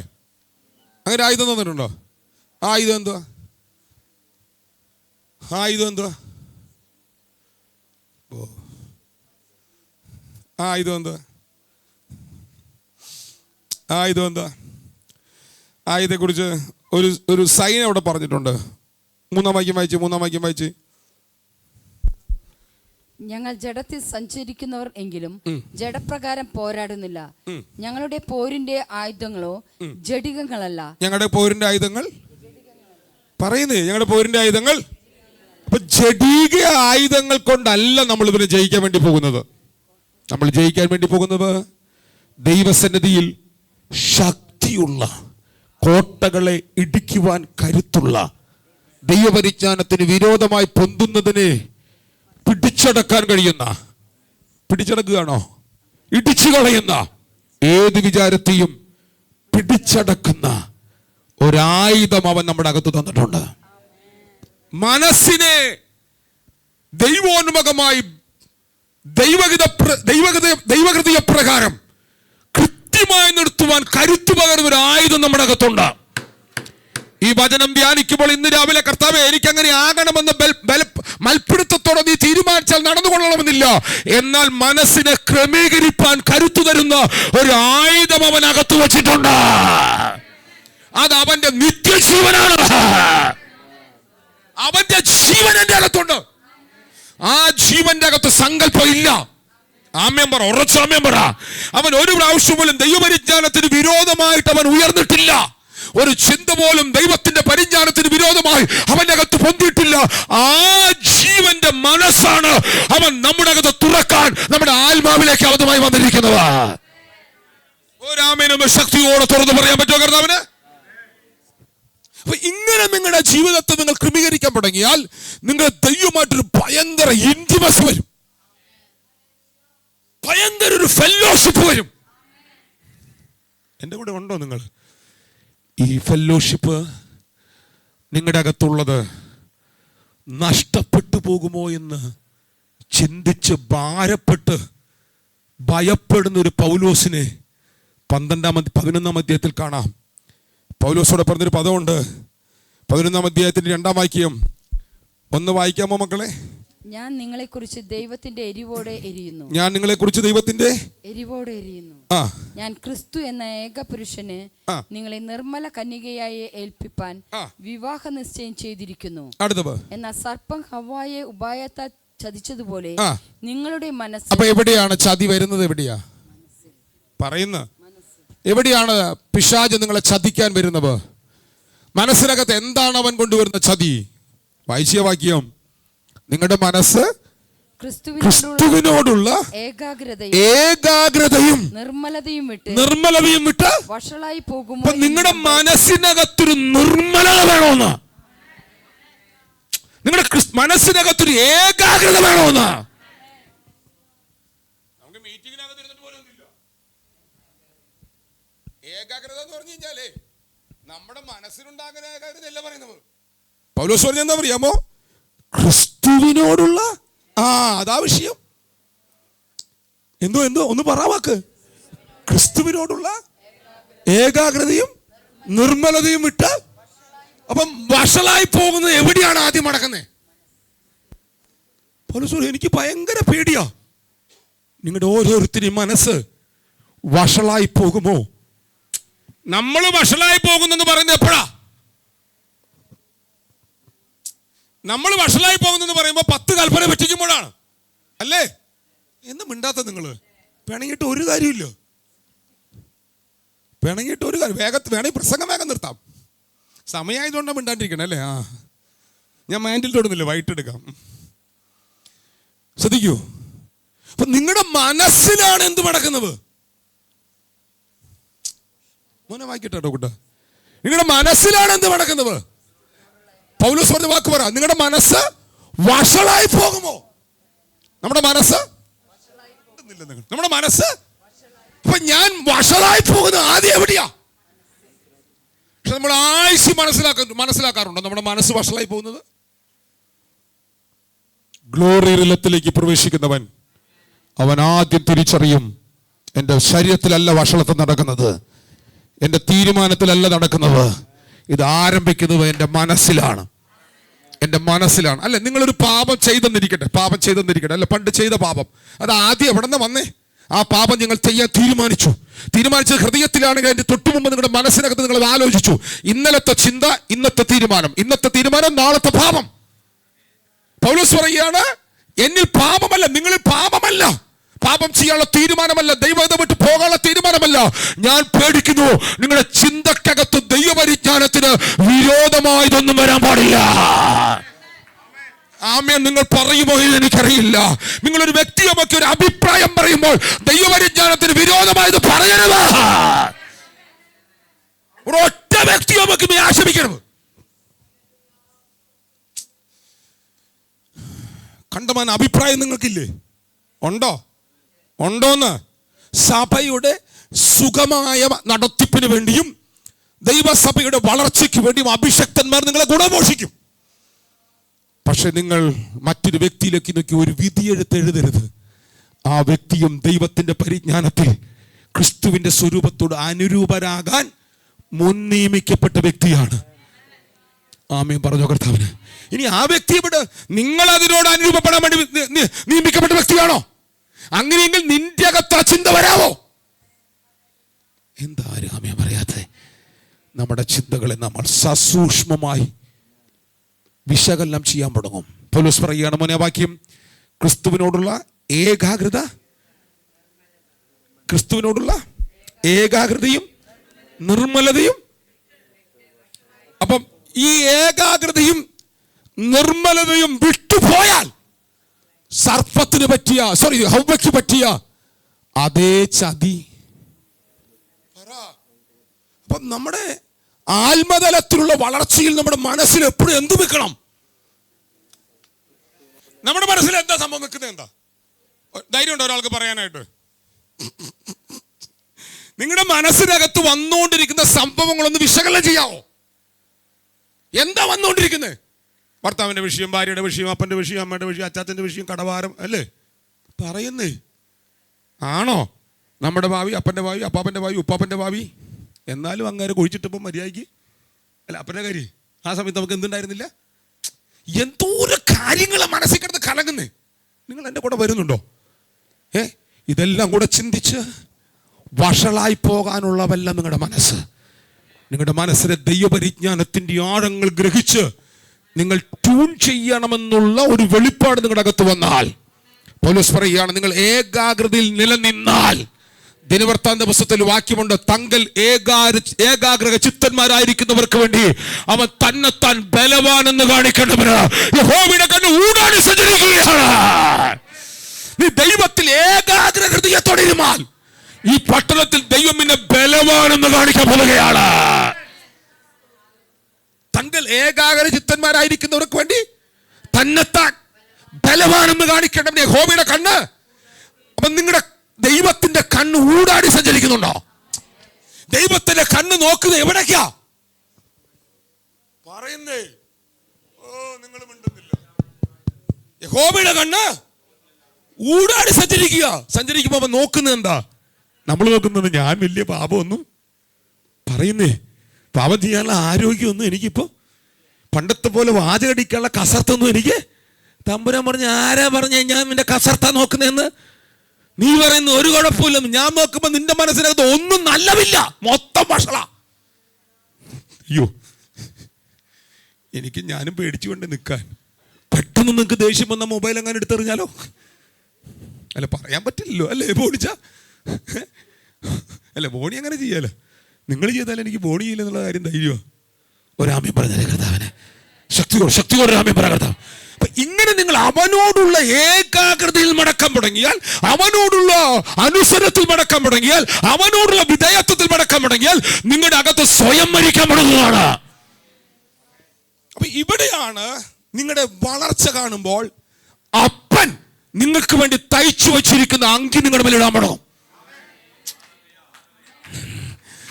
ഇങ്ങനെ നിങ്ങളെ വളർത്താൻ സ്നേഹിച്ച പിതാവ് നിന്നെ സ്നേഹിച്ചുകൊണ്ട് തന്റെ പുത്രനെ കാൽവറിയിൽ തകർത്ത് പുത്രന്റെ മരണത്തിൽ വിശ്വസിക്കുന്ന വിശ്വാസത്താൽ നിങ്ങളുടെ മേൽ തുറന്നിരിക്കുന്ന നീതിയുടെ അങ്കിയുണ്ട്. സ്നേഹവാനായ യാക്കോബ് തന്റെ 12 മക്കളിൽ യോസഫിന് വേണ്ടി വിശേഷമേറിയ മേലങ്കി തയ്പ്പിച്ചു വെച്ചിരുന്നു. ഉണ്ടോ? നിങ്ങൾ എന്റെ കൂടെ ഉണ്ടോ? ഉണ്ടെങ്കിൽ ഉറച്ചു രാമ്യം പറഞ്ഞ കർത്താവിന്. യാക്കോബ് താൻ സ്നേഹിക്കുന്നവന്റെ മകനായ യാക്കോബിന് താൻ തന്നെ സ്നേഹിക്കുന്നവന്റെ മകനായ യോസഫിന് വേണ്ടി അങ്കി തയ്ച്ചു വെച്ചിരിക്കുന്നെങ്കിൽ ഇന്ന് രാവിലെ ഞാൻ നിങ്ങളോട് പറയാ, സ്വർഗസ്ഥനായ പിതാവ് വളർച്ച പ്രാപിക്കുന്നവന്റെ ഭക്തന്മാരുടെ മേൽ അധികാരം തുറക്കുവാൻ അവൻ മാൻഡലുകൾ തുറക്കാൻ പോവുകയാണ്.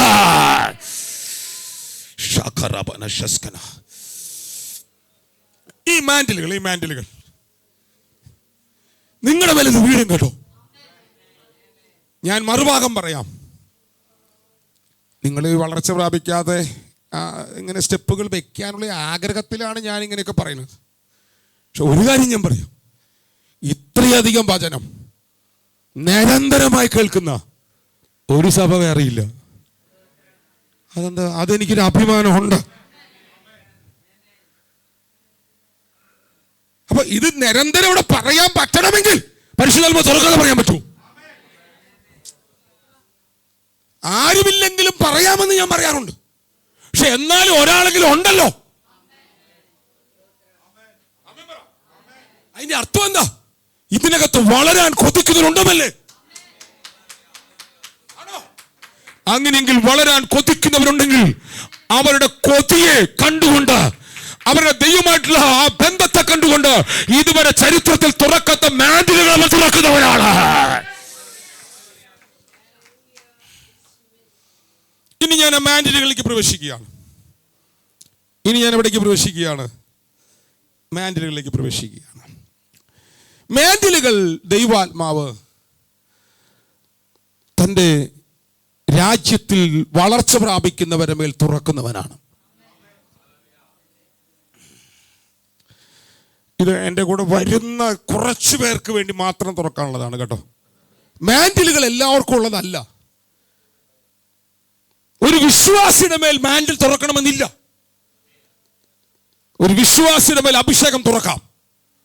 പക്ഷെ ദൈവവചനത്തിന്റെ മുമ്പിൽ ഇരുന്ന് ദൈവാത്മാവിനാൽ പണിയപ്പെടുവാൻ സമർപ്പിതനായൊരു വ്യക്തി പണിയപ്പെട്ടു കഴിയുമ്പോൾ അവന്റെ മേൽ തുറക്കുന്നതാണ് ദൈവിക മാൻഡിലുകൾ.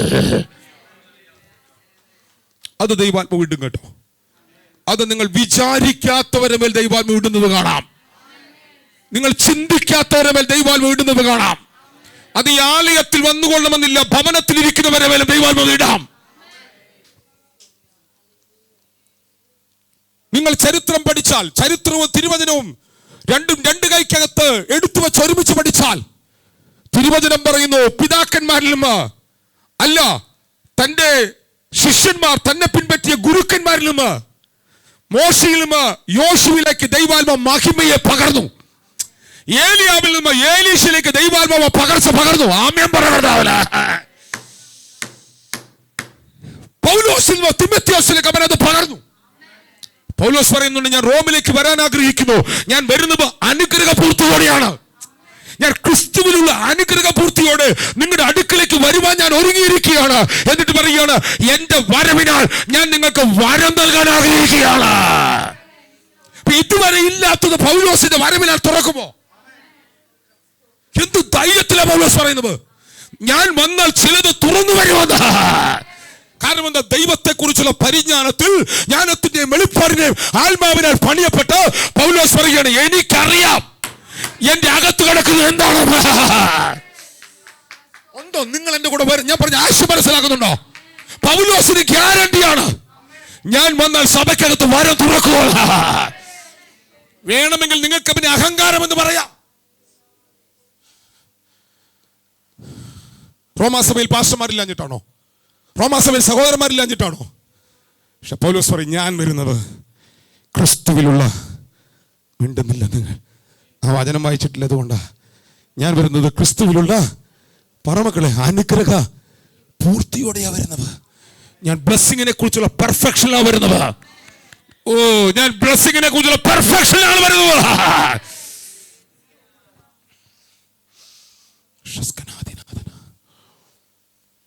ഞാൻ അനുഗ്രഹ പൂർത്തിയോടെ വരിക. അങ്ങനത്തെ ഒരു കൂട്ടിമുട്ടൽ നിങ്ങളുടെ ജീവിതത്തിൽ ഉണ്ടാകും. സമയമായതുകൊണ്ട് ഞാൻ ഇവിടെ നിർത്തുന്നു. പക്ഷേ എനിക്കിത് നിർത്താനും പറ്റുന്നില്ല. ഞാൻ രണ്ട് കാര്യം പറഞ്ഞ് അവസാനിപ്പിക്കാം. ഒന്ന്, തിരുവചനത്തിനകത്ത് ഇത് കാണാം. രണ്ട്, ചരിത്രത്തിൽ. ചരിത്രം നിങ്ങൾ പഠിക്കാൻ പോയാൽ രാജ്യങ്ങളെ സ്വാധീനിക്കുന്ന ശുശ്രൂഷകന്മാർ എഴുന്നേറ്റിട്ടുണ്ടെങ്കിൽ അവരിലേക്ക് ദൈവം അത് പകർന്നത് അവരുടെ സ്പിരിച്വൽ ഫാദേഴ്സിൽ കൂടെയാണ്. കേരളത്തിലെ പെന്തക്കോസ്റ്റിന്റെ പ്രത്യേകത, ഇവർക്ക് ഇവിടെ പാസ്റ്റേഴ്സേ ഉള്ളൂ, ആത്മീക പിതാക്കന്മാരില്ല. നമ്മൾ പിതാക്കന്മാരെന്ന് പറയും. ഒരു 70 വയസ്സ് കഴിഞ്ഞാൽ എന്തു പറയും? നമ്മൾ പറയുന്നേ അപ്പച്ചന്മാര്, പിതാക്കന്മാര്. നമ്മളൊരു പിതാക്കന്മാരിട്ട് അതിരെന്ത് ചെയ്യരുത്. നമ്മൾ പിതാക്കന്മാരെന്ന് പറയുന്നത് ആത്മീക പിതാക്കന്മാരെയല്ല. നമ്മൾ പിതാക്കന്മാരെന്ന് പറയുന്നത് പ്രായം കൊണ്ട് പിതാക്കന്മാരായവരെയാണ്. കഴിഞ്ഞ ദിവസം വന്ന ദൈവദാസൻ ഇവിടെ ഇപ്രകാരം പറഞ്ഞു, ജഡത്തിൽ നമുക്ക് പിതാക്കന്മാരുണ്ട്, ആ പിതാക്കന്മാരാലാണ് നാം ജനിച്ചത്. എന്നാൽ ആത്മീക പിതാക്കന്മാരുടെ പ്രത്യേകത, അവർ നിങ്ങളെ ആത്മാവിൽ ജനിപ്പിക്കുക മാത്രമല്ല, അവർ നിങ്ങളെ ആത്മാവിൽ ദൈവം ആഗ്രഹിക്കുന്ന പൊസിഷനിലേക്ക് നിങ്ങളെ വളർത്തുന്നവരാണ്.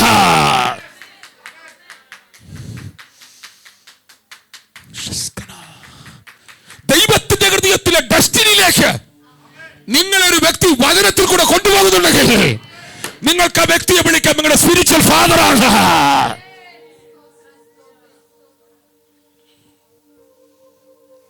എന്റെ ചോദ്യം, ഈ സ്പിരിച്വൽ ഫാദേഴ്സിന്റെ കയ്യിൽ നിന്ന് നല്ല വഴക്ക് കേൾക്കും കേട്ടോ.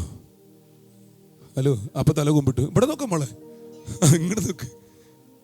പല ഞാൻ അധ്യായമൊക്കെ വായിച്ചു നോക്കണം, സമയമില്ല വായിക്കുക. ഇതൊന്നും ഇങ്ങനെ 1 മണിക്കൂറുണ്ടെന്നും 2 മണിക്കൂറുണ്ടെന്നും പറഞ്ഞാൽ തീരുമല്ലോ.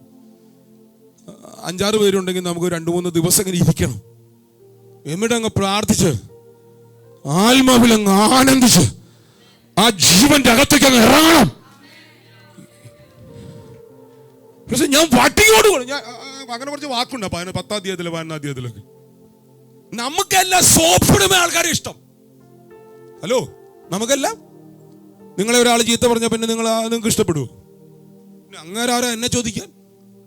താൻ പോയി തൻ്റെ കുടുംബം നേരാക്കടോ അല്ലേ പറയുന്നത്? എൻ്റെ കൂടെ ഉണ്ടോ? അങ്ങനെ ചോദിക്കുന്ന നിങ്ങളുടെ മനോഭാവം ഉണ്ടെങ്കിൽ നിങ്ങൾക്കൊരു സ്പിരിച്വൽ ഫാദർ ഇല്ല കേട്ടോ. ഒരു ആത്മീക പിതാവ് നിങ്ങളെ വെറുതെ ശാസിക്കുകയില്ല. ഇനി വെറുതെ ശാസിച്ചാൽ പോലും നിങ്ങൾ അവിടെ സൗമ്യതയോടെ ഇരുന്നാൽ ആ വ്യക്തിയുടെ വാക്കല്ല, നിങ്ങളുടെ സൗമ്യത കണ്ട് ദൈവത്തിന്റെ അനുഗ്രഹം നിങ്ങളുടെ മേൽ തുറക്കപ്പെടും.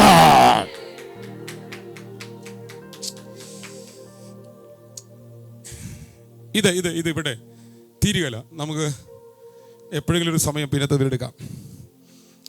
പക്ഷേ ഒരു കാര്യം ഞാൻ പറയാം, ഈ ഏലിയാവിൽ നിന്ന് മാൻഡിൽ ആരുടെ മേൽ വീണു? മോശയിൽ നിന്ന് യോശുവയുടെ മേൽ മാൻഡിൽ. എന്താ ചോദിക്കണ്ടത്? മോശയിൽ നിന്ന് ആരുടെ മേൽ മാൻഡിൽ വീണു? മഹിമ വീണു. പക്ഷെ എന്റെ ചോദ്യം, മോശയുടെ മേൽ മഹിമ വീണത് എവിടുന്ന? ആരായിട്ട്? ഏലിയാവിന് എവിടുന്ന മാൻഡിൽ കിട്ടിയേ? അപ്പൊ മാൻഡിലുകൾ കഴിഞ്ഞ തലമുറയിൽ നിന്ന് കൈമാറുന്നതുകൊണ്ട് കഴിഞ്ഞ തലമുറയിൽ ഇല്ലെങ്കിലും പ്രാർത്ഥനാ മുറിയിലുള്ള പ്രാർത്ഥനയാൽ ദൈവത്തെ മുറുകെ പിടിക്കുന്നവനാൽ കഴിഞ്ഞ തലമുറ തുറക്കാത്തത് തുറക്കുന്നവരുണ്ട്. ചാടി പിടിക്കുന്ന ഏലിയാവിന് ആരുടെ മേൽ മാൻഡിൽ വീണേ? നമ്മളെല്ലാവരും ഏലീശയുടെ മേൽ വീണ മാൻഡിലിന്റെ കഥ പറയും. ഏലിയാവിന്റെ പുറകെ പടന്നപ്പോൾ ആരുടെ മേൽ മാൻഡിൽ വീണു? മോശയുടെ പുറകെ പടന്നപ്പോൾ യോശുവയുടെ മേൽ എന്ത് വീണു? മഹിമ വീണോ? പക്ഷെ എന്റെ ചോദ്യം, ഈ മോശയുടെ മേൽ മഹിമ വീണത് എവിടുന്ന? ഈ ഏലിയാവിന്റെ മേൽ മഹിമ വീണത് എവിടുന്ന? അവർക്ക് മുമ്പൊരു ഗുരുവില്ലായിരുന്നു. ഇതുവരെ തുറക്കാത്തത് തുറക്കാൻ അവരുടെ വിശ്വാസമാണ്, അവരുടെ പ്രാർത്ഥനയും അവർക്ക് കരുത്തു പകരുന്നതാണ്. ഞാൻ നിങ്ങൾക്ക് അവിടെ ഒരു ധൈര്യം തരാം. എനിക്കിത് യൂട്യൂബിൽ കൂടെ പോകുന്നുണ്ട്, പറയാൻ ചെറിയ വിഷമമുണ്ട്. നിങ്ങളെ വളർത്താൻ, നിങ്ങളെ ഡെസ്റ്റിനിയിലേക്ക് എത്തിക്കാൻ ഒരു സ്പിരിച്വൽ ഫാദർ നിങ്ങൾക്ക് കിട്ടിയില്ലെങ്കിലോ, നിങ്ങളുടെ അകത്ത് പ്രാർത്ഥനാ മുറി മുട്ടുകുത്താൻ കരുത്തുള്ള 2 മുട്ടുണ്ടെങ്കിൽ, പ്രാർത്ഥിക്കാൻ ഒരു ഹൃദയമുണ്ടെങ്കിൽ, പഠിക്കാൻ തുറക്കാൻ ദൈവത്തിന്റെ വചനമുണ്ടെങ്കിൽ എന്റെ മേൽ ആർക്കും തുറക്കാത്ത എന്റെ മേൽ തുറക്കുന്നവനാണ്. ഡയറക്റ്റ് അവൻ മാൻഡിലുകളിടും. കരുത്തോട് രാമൻ ഉറച്ചു പറയുക.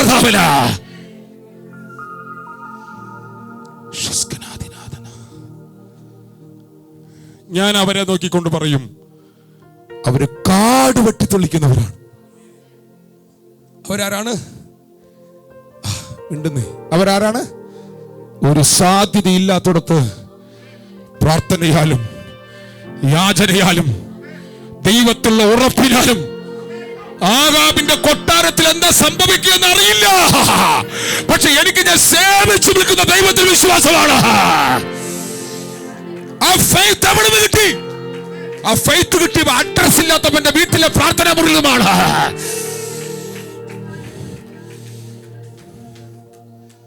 അപ്പൊ ഞാനൊരു കാര്യം ചോദിച്ചോട്ടെ, ദൈവം നമ്മുടെ മേൽ ഇടാൻ ഒരു മാൻഡിൽ ആഗ്രഹിക്കുന്നുണ്ടെങ്കിൽ, നമ്മൾ വളരാൻ റെഡിയാണെങ്കിൽ, നമ്മുടെ മേൽ കൈവയ്ക്കാൻ ഒരാളില്ലെങ്കിലും ദൈവം ഡയറക്റ്റ് അത് ഇടുവോ? മക്കളെ ഇടുവോ? ആ അത് തന്നെ കൈ കൊടുക്ക. അവനത് ഇട്ടുന്ന ദൈവമാണ്. മാൻഡിലുകൾ തുറക്കേണ്ടത് ഏലിയാവിന്റെ ആവശ്യമല്ല, മാൻഡിലുകൾ തുറക്കേണ്ടത് ദൈവത്തിന്റെ ആവശ്യമാണ്.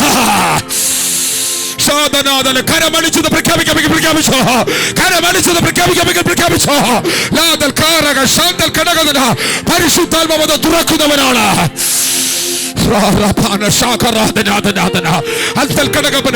പറയാൻ അഡ്രസ് ഇല്ലാത്ത ഏലിയാവേ, അപ്പന്റെ പേര് പറയാത്ത ഏലിയാവേ, അമ്മയുടെ പേര് പറയാത്ത ഏലിയാവേ, ഓ നിന്നെ പഠിപ്പിക്കാൻ ആരുമില്ല, പക്ഷെ നിന്റെ പ്രാർത്ഥന ഞാൻ കണ്ടു, നിന്റെ സേവ ഞാൻ കണ്ടു.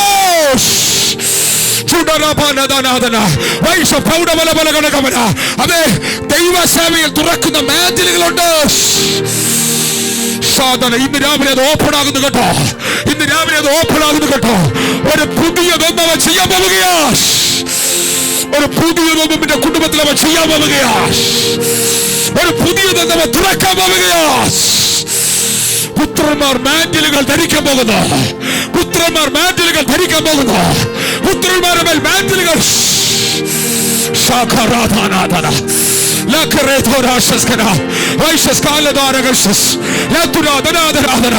അത് ഭവനങ്ങൾ വീഴുകട്ടോ. അത് ഭവനങ്ങൾ വീഴുകട്ടോ.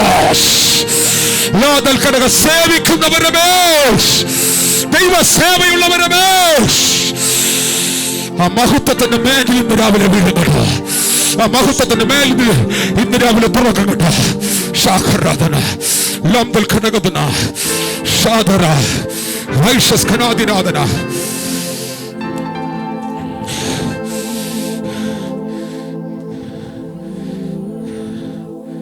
ഞാൻ ഇത് തുറന്നാൽ എനിക്കിവിടെ നിർത്താൻ പറ്റാതാകും. അടുത്ത 1 മണിക്കൂറെങ്കിലും നിങ്ങൾ മിനിമം ഇരിക്കേണ്ടി വരും. അതുകൊണ്ട് ഞാൻ ഒരു വാക്യം മാത്രം കാണിച്ച് അവസാനിപ്പിക്കാം. യെശയ്യാവിന്റെ പുസ്തകം 47-ാം അധ്യായത്തിന്റെ, എല്ലാവരും എഴുന്നേറ്റ് നിന്നു. യെശയ്യാവിന്റെ പുസ്തകം 48-ാം അധ്യായത്തിന്റെ 7-ാമത്തെ വാക്യം.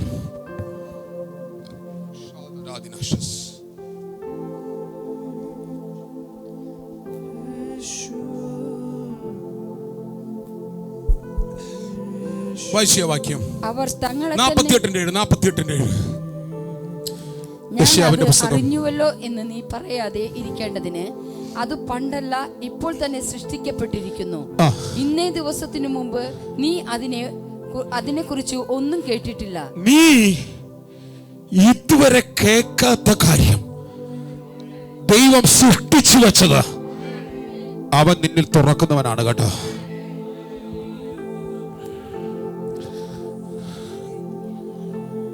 ഞാന് ഇത് ഒന്നുകൂടെ ഈ വിഷയം അടുക്കിനെടുക്കും.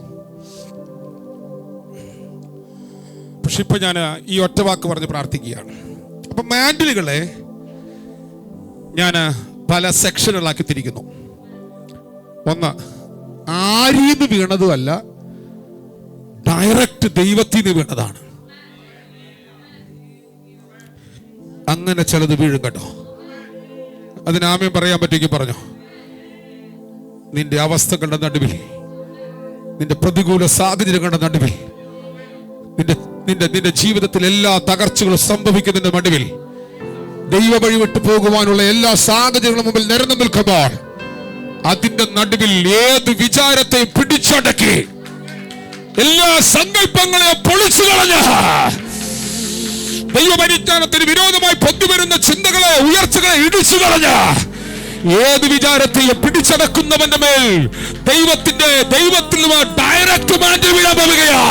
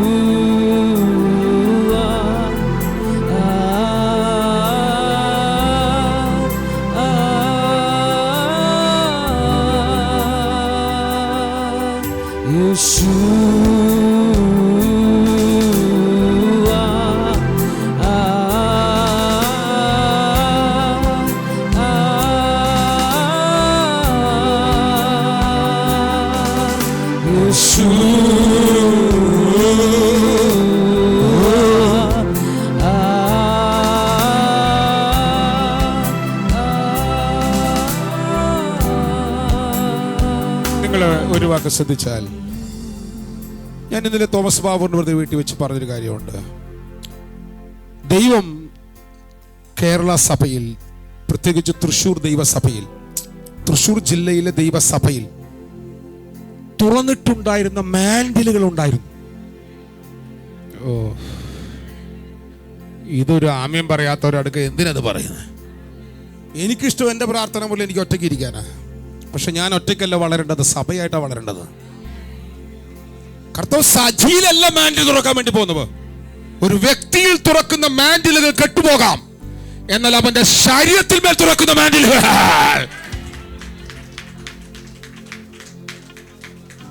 ഞാൻ എംഎൽഎ പറഞ്ഞൊരു സാക്ഷ്യമുണ്ട്. തൃശ്ശൂര് പറവട്ടാണി കോർപ്പറേഷൻ കൗണ്ടി നടന്നതാണ്. എൻ്റെ ഓർമ്മയിൽ അത് 1996 97 നടന്ന സംഭവമാണ്. തൃശ്ശൂരിലുള്ള ദൈവദാസനോട് പറഞ്ഞതാണ്. ഒരു രോഗശാന്തി ശുശ്രൂഷനായി ദൈവദാസൻ വന്നിരിക്കുന്നു. ദൈവദാസൻ പറയുന്നു, 17 കണ്ണ് കാണാത്തവരെ കർത്താവ് സൗഖ്യമാക്കാൻ പോവാന്ന്.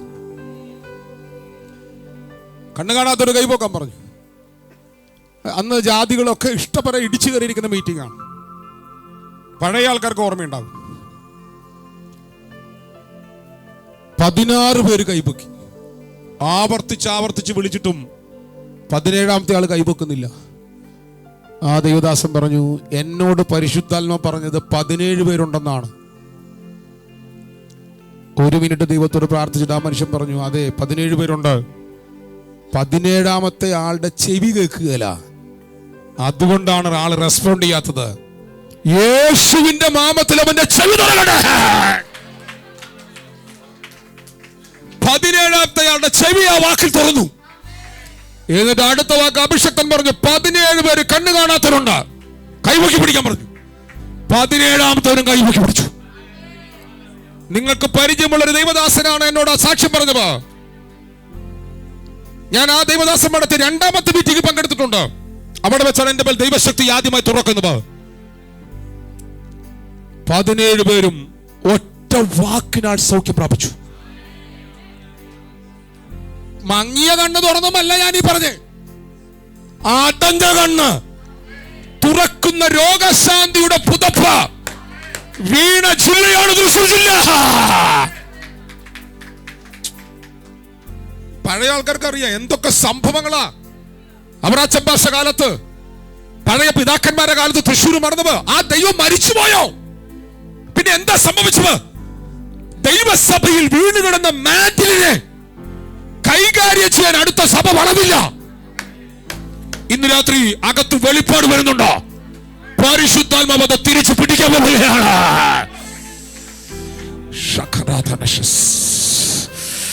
പിതാക്കന്മാർക്ക് ചെകിടന്റെ ചെവി തുറപ്പിച്ച് കുരുടന്റെ കണ്ണ് തുറപ്പിക്കാൻ അധികാരം ഈ പട്ടണത്തിൽ ദൈവം തുറന്നിട്ടുണ്ടെങ്കിൽ ദൈവാത്മാവ് ചോർന്നു പോയ മാൻഡിലുകളെ അവ തിരിച്ചു പിടിക്കാൻ പോവുകയാണ്.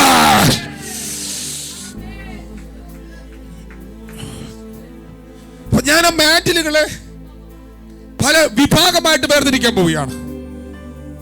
ഒന്ന്, ആരുടെ മേലും ഉണ്ടായിരുന്നില്ല, പക്ഷെ ഏലിയാവിന്റെ മേലെ അത് തുറന്നു. ആരുടെ മേലും ഉണ്ടായിരുന്നില്ല, പക്ഷെ മോശയുടെ മേലെ അത് തുറന്നു. ദൈവശബ്ദം കേൾക്കുന്ന ഒരുവൻ ഇല്ലാത്ത കാലത്ത് പെട്ടകത്തിന്റെ അടുക്കൽ കർമ്മ ശമൂവേലിന്റെ മേലെ അത് തുറക്കുകയാണ്. ചേർന്ന് കിടക്കുന്നവന്റെ മേൽ ഡിവൈൻ പോർട്ടലുകൾ തുറന്നു വരികയാണ്.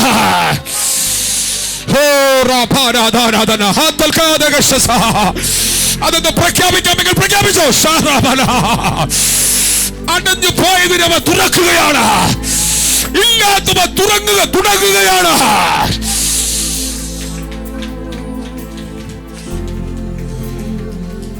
ഇന്നലകളിൽ ഈ പട്ടണത്തിൽ തുറന്ന പോർട്ടലുകൾ കൊണ്ട് ഈ പട്ടണത്തിന്റെ മൂലയെ തൊടാൻ നമുക്ക് പറ്റിയില്ല. നിങ്ങൾ എന്റെ കൂടെ ഉണ്ടോ? 35 ലക്ഷത്തിനും 40 ലക്ഷത്തിനും ഇടയിൽ ജനവർഗങ്ങൾ തിങ്ങി താമസിക്കുന്ന തൃശൂർ പട്ടണത്തിൽ 10,000 പെന്തക്കോസ്തുകാരെ വെച്ചോണ്ടിരിക്കുക.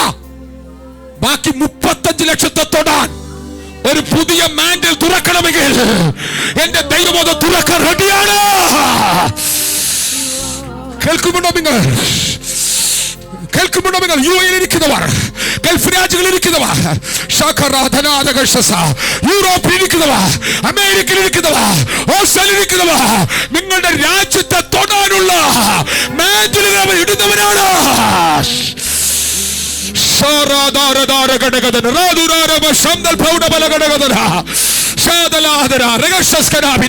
ആ മാൻഡിലുകൾ പുതപ്പ് പോലെ വീടും കേട്ടോ. ആ മാൻഡിലുകൾ മേഘം പോലെ വീടും കേട്ടോ.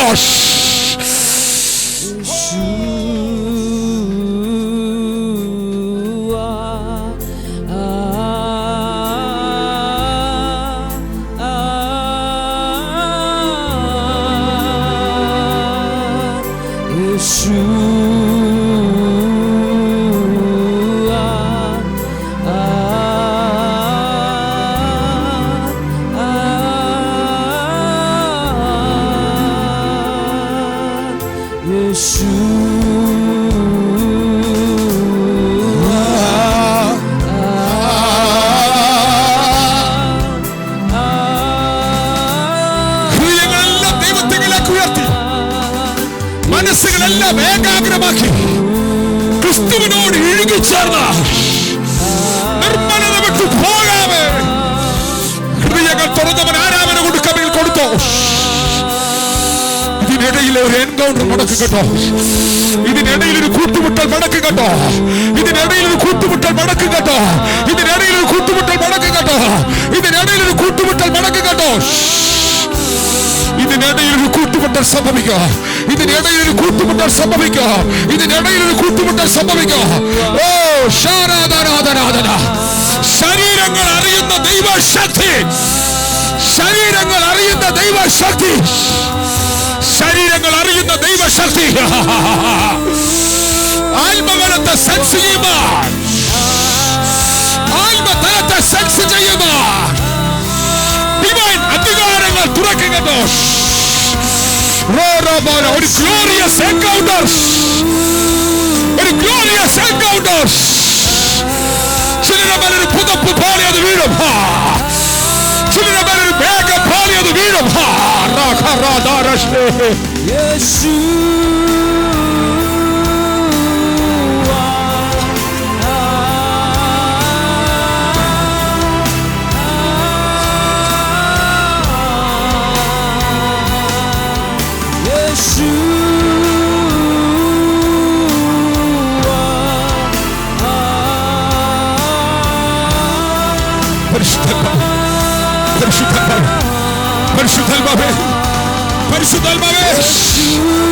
ചിന്തകൾ വിഷയങ്ങളിൽ നിന്ന് വിടുക.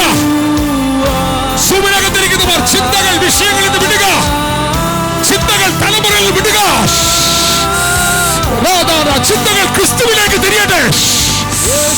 ചിന്തകൾ ക്രിസ്തുവിലേക്ക് തിരിയട്ടെ.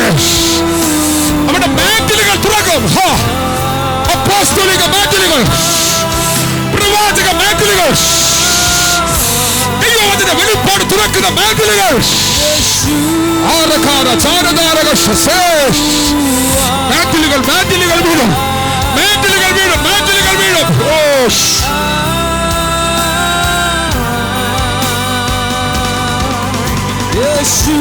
വീഴുമത് വീഴുമത് വീഴുമത് വീഴും വീഴുമത് മേഖലകൾ വീഴും കേട്ടോ, മേഖലകൾ വീഴും കേട്ടോ, മേഖലകൾ വീഴും കേട്ടോ, മേഖലകൾ വീഴും കേട്ടോ. അഭിഷേകം മേഖലകളായി മാറുന്നു, അഭിഷേകം മേഖലയിലേക്ക് വളർത്തുന്നു.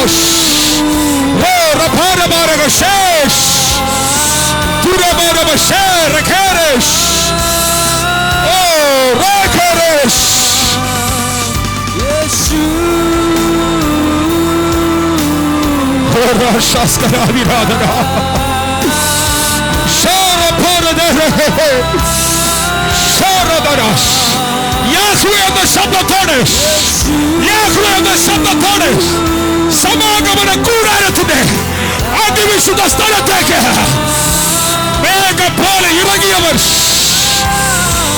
മേഘം പോലെ ഇറങ്ങിയവർ.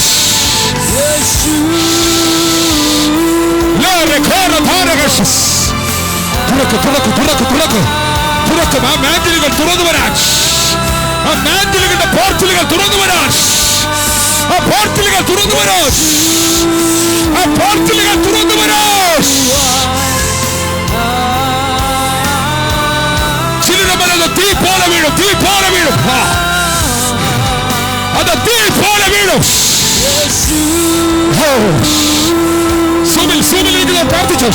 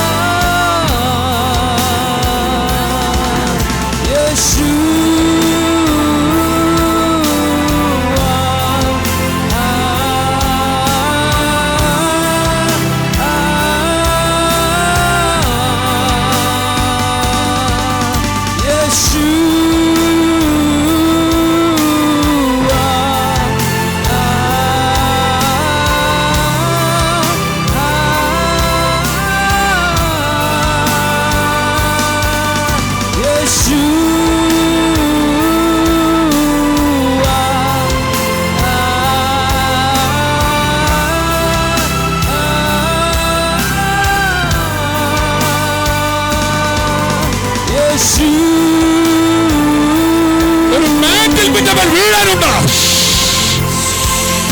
വ്യത്യസ്ത മേഖലകൾ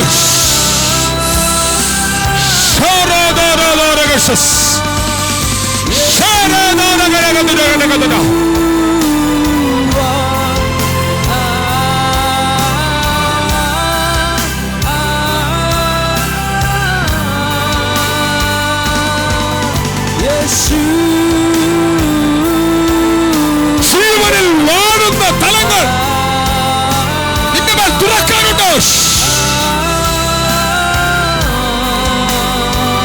വീഴുന്നു ഇന്ന് രാവിലെ, വീഴുന്നു ഇന്ന് രാവിലെ, വീഴുന്നു ഇന്ന് രാവിലെ.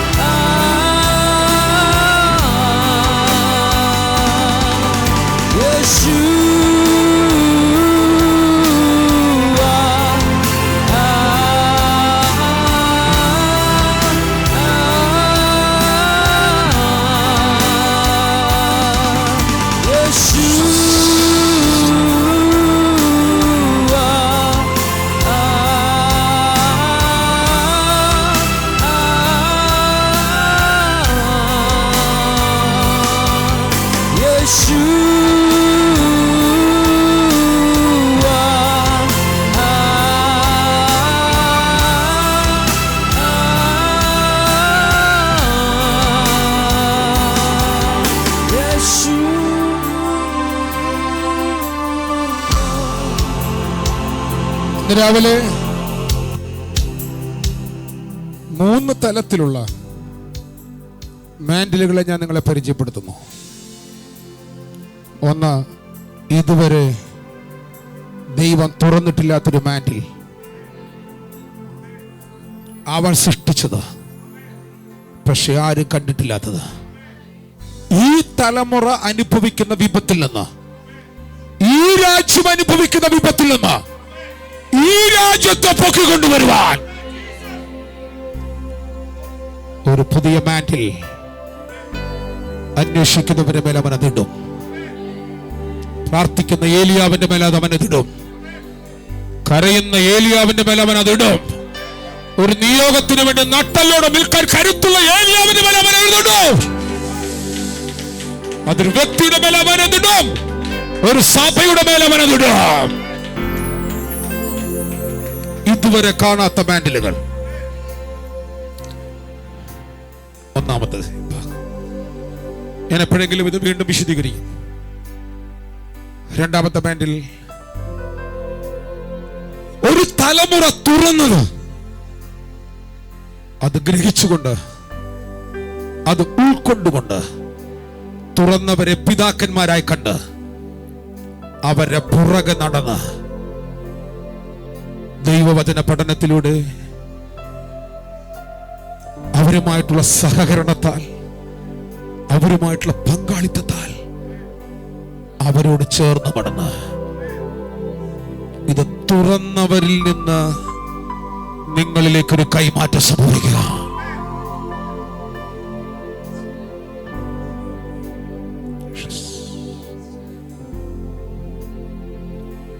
ഈ സഭയിൽ ദൈവത്തെ ആരാധിക്കുന്ന വിശുദ്ധന്മാരെ, കുഞ്ഞുങ്ങളെ, നിങ്ങളുടെ മേലേക്ക് ആത്മിക പിതാക്കന്മാരിലെ കൈമാറ്റങ്ങളുടെ പുതപ്പിടാൻ പോവുകയാണ്. നിങ്ങളുടെ മനസ്സുകളെ നിങ്ങൾ ശക്തിയോടെ ക്രമീകരിക്കുക.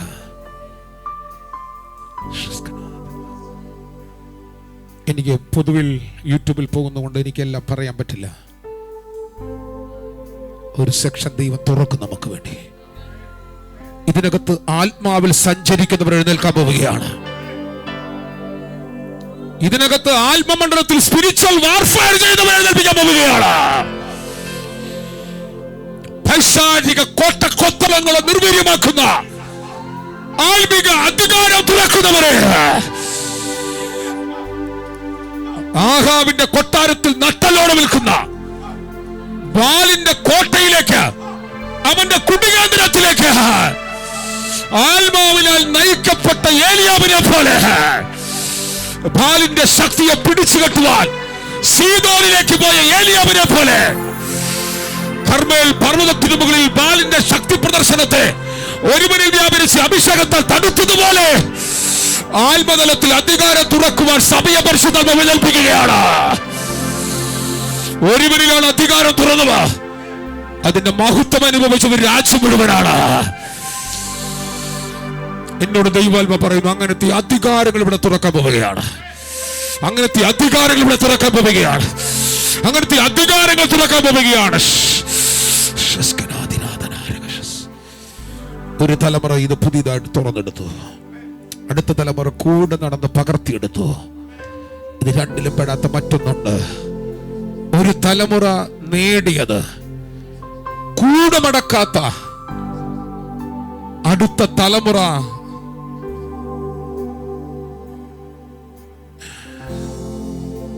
നിർവീര്യമാക്കി കളഞ്ഞത്. അങ്ങനെ മാൻഡിൽ വീണമാണ്. പക്ഷെ അതിന്റെ മഹിമ മനസ്സിലാക്കി ഏറ്റെടുക്കുവാൻ അടുത്ത തലമുറയില്ലാതെ പോയി. ആ പോർട്ടൽ അടഞ്ഞുപോയി. ആ മാൻഡിൽ അതിന്റെ ശക്തി ക്ഷയിച്ചു പോയി. എന്നാൽ ദൈവാത്മാ പറയുന്നു, രണ്ടും കൂടെ ഒരുമിച്ച് അവൻ തുറക്കാൻ പോവുകയാണ്.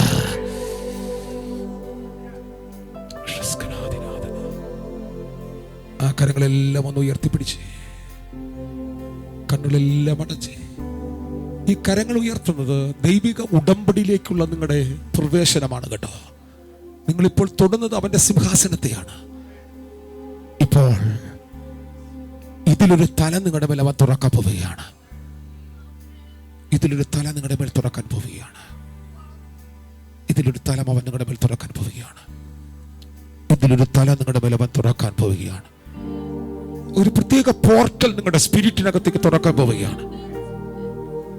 ലൂസിൽ കിടന്നുറങ്ങിയ യാക്കോബിന്റെ അടുക്കിലേക്ക് സ്വർഗത്തിൽ നിന്ന് തുറക്കപ്പെട്ട സ്വർഗത്തിൽ നിന്ന് വെളിപ്പെട്ടു വന്ന ഗോവേണിയിലൂടെ ദൂതന്മാർ കയറുകയും ഇറങ്ങുകയും ചെയ്യുന്നത് യാക്കോബ് സ്വപ്നത്തിൽ കണ്ടതുപോലെ ഇന്ന് രാവിലെ നിങ്ങളുടെ സ്പിരിറ്റിനകത്തേക്ക് പോർട്ടൽ ഓപ്പൺ ആവുകയാണ്. ഞാനത് കൃത്യതയോടെ പരിശുദ്ധാത്മാവിൽ കാണുന്നു.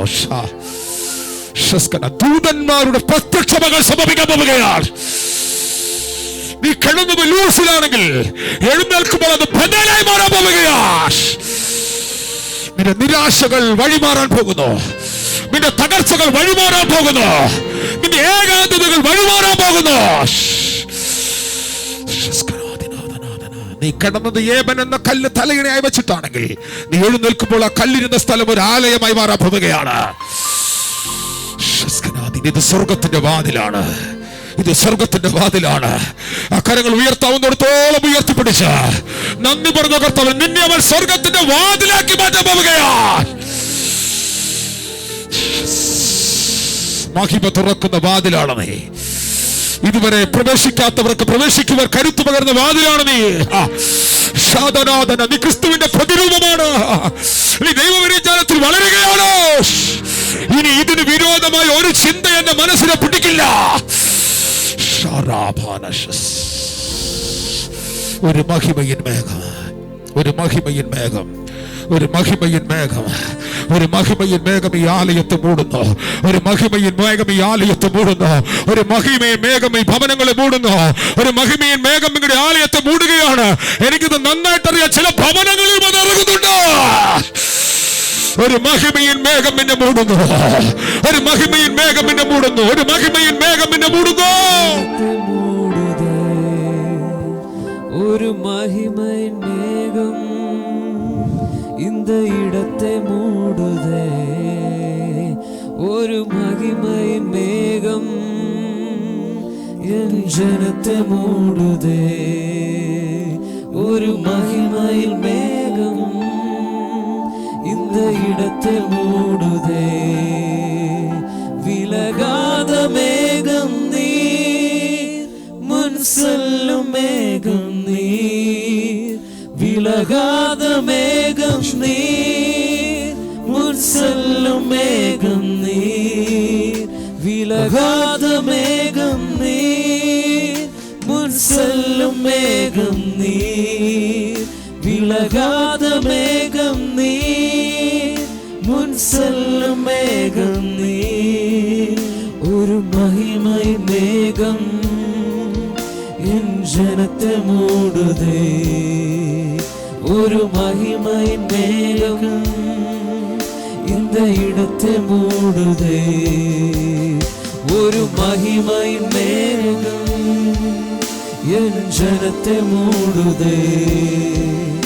ஒரு மகிமையின் மேகம் இந்த இடத்தை மூடுதே. സ്വർഗീയ പിതാവേ,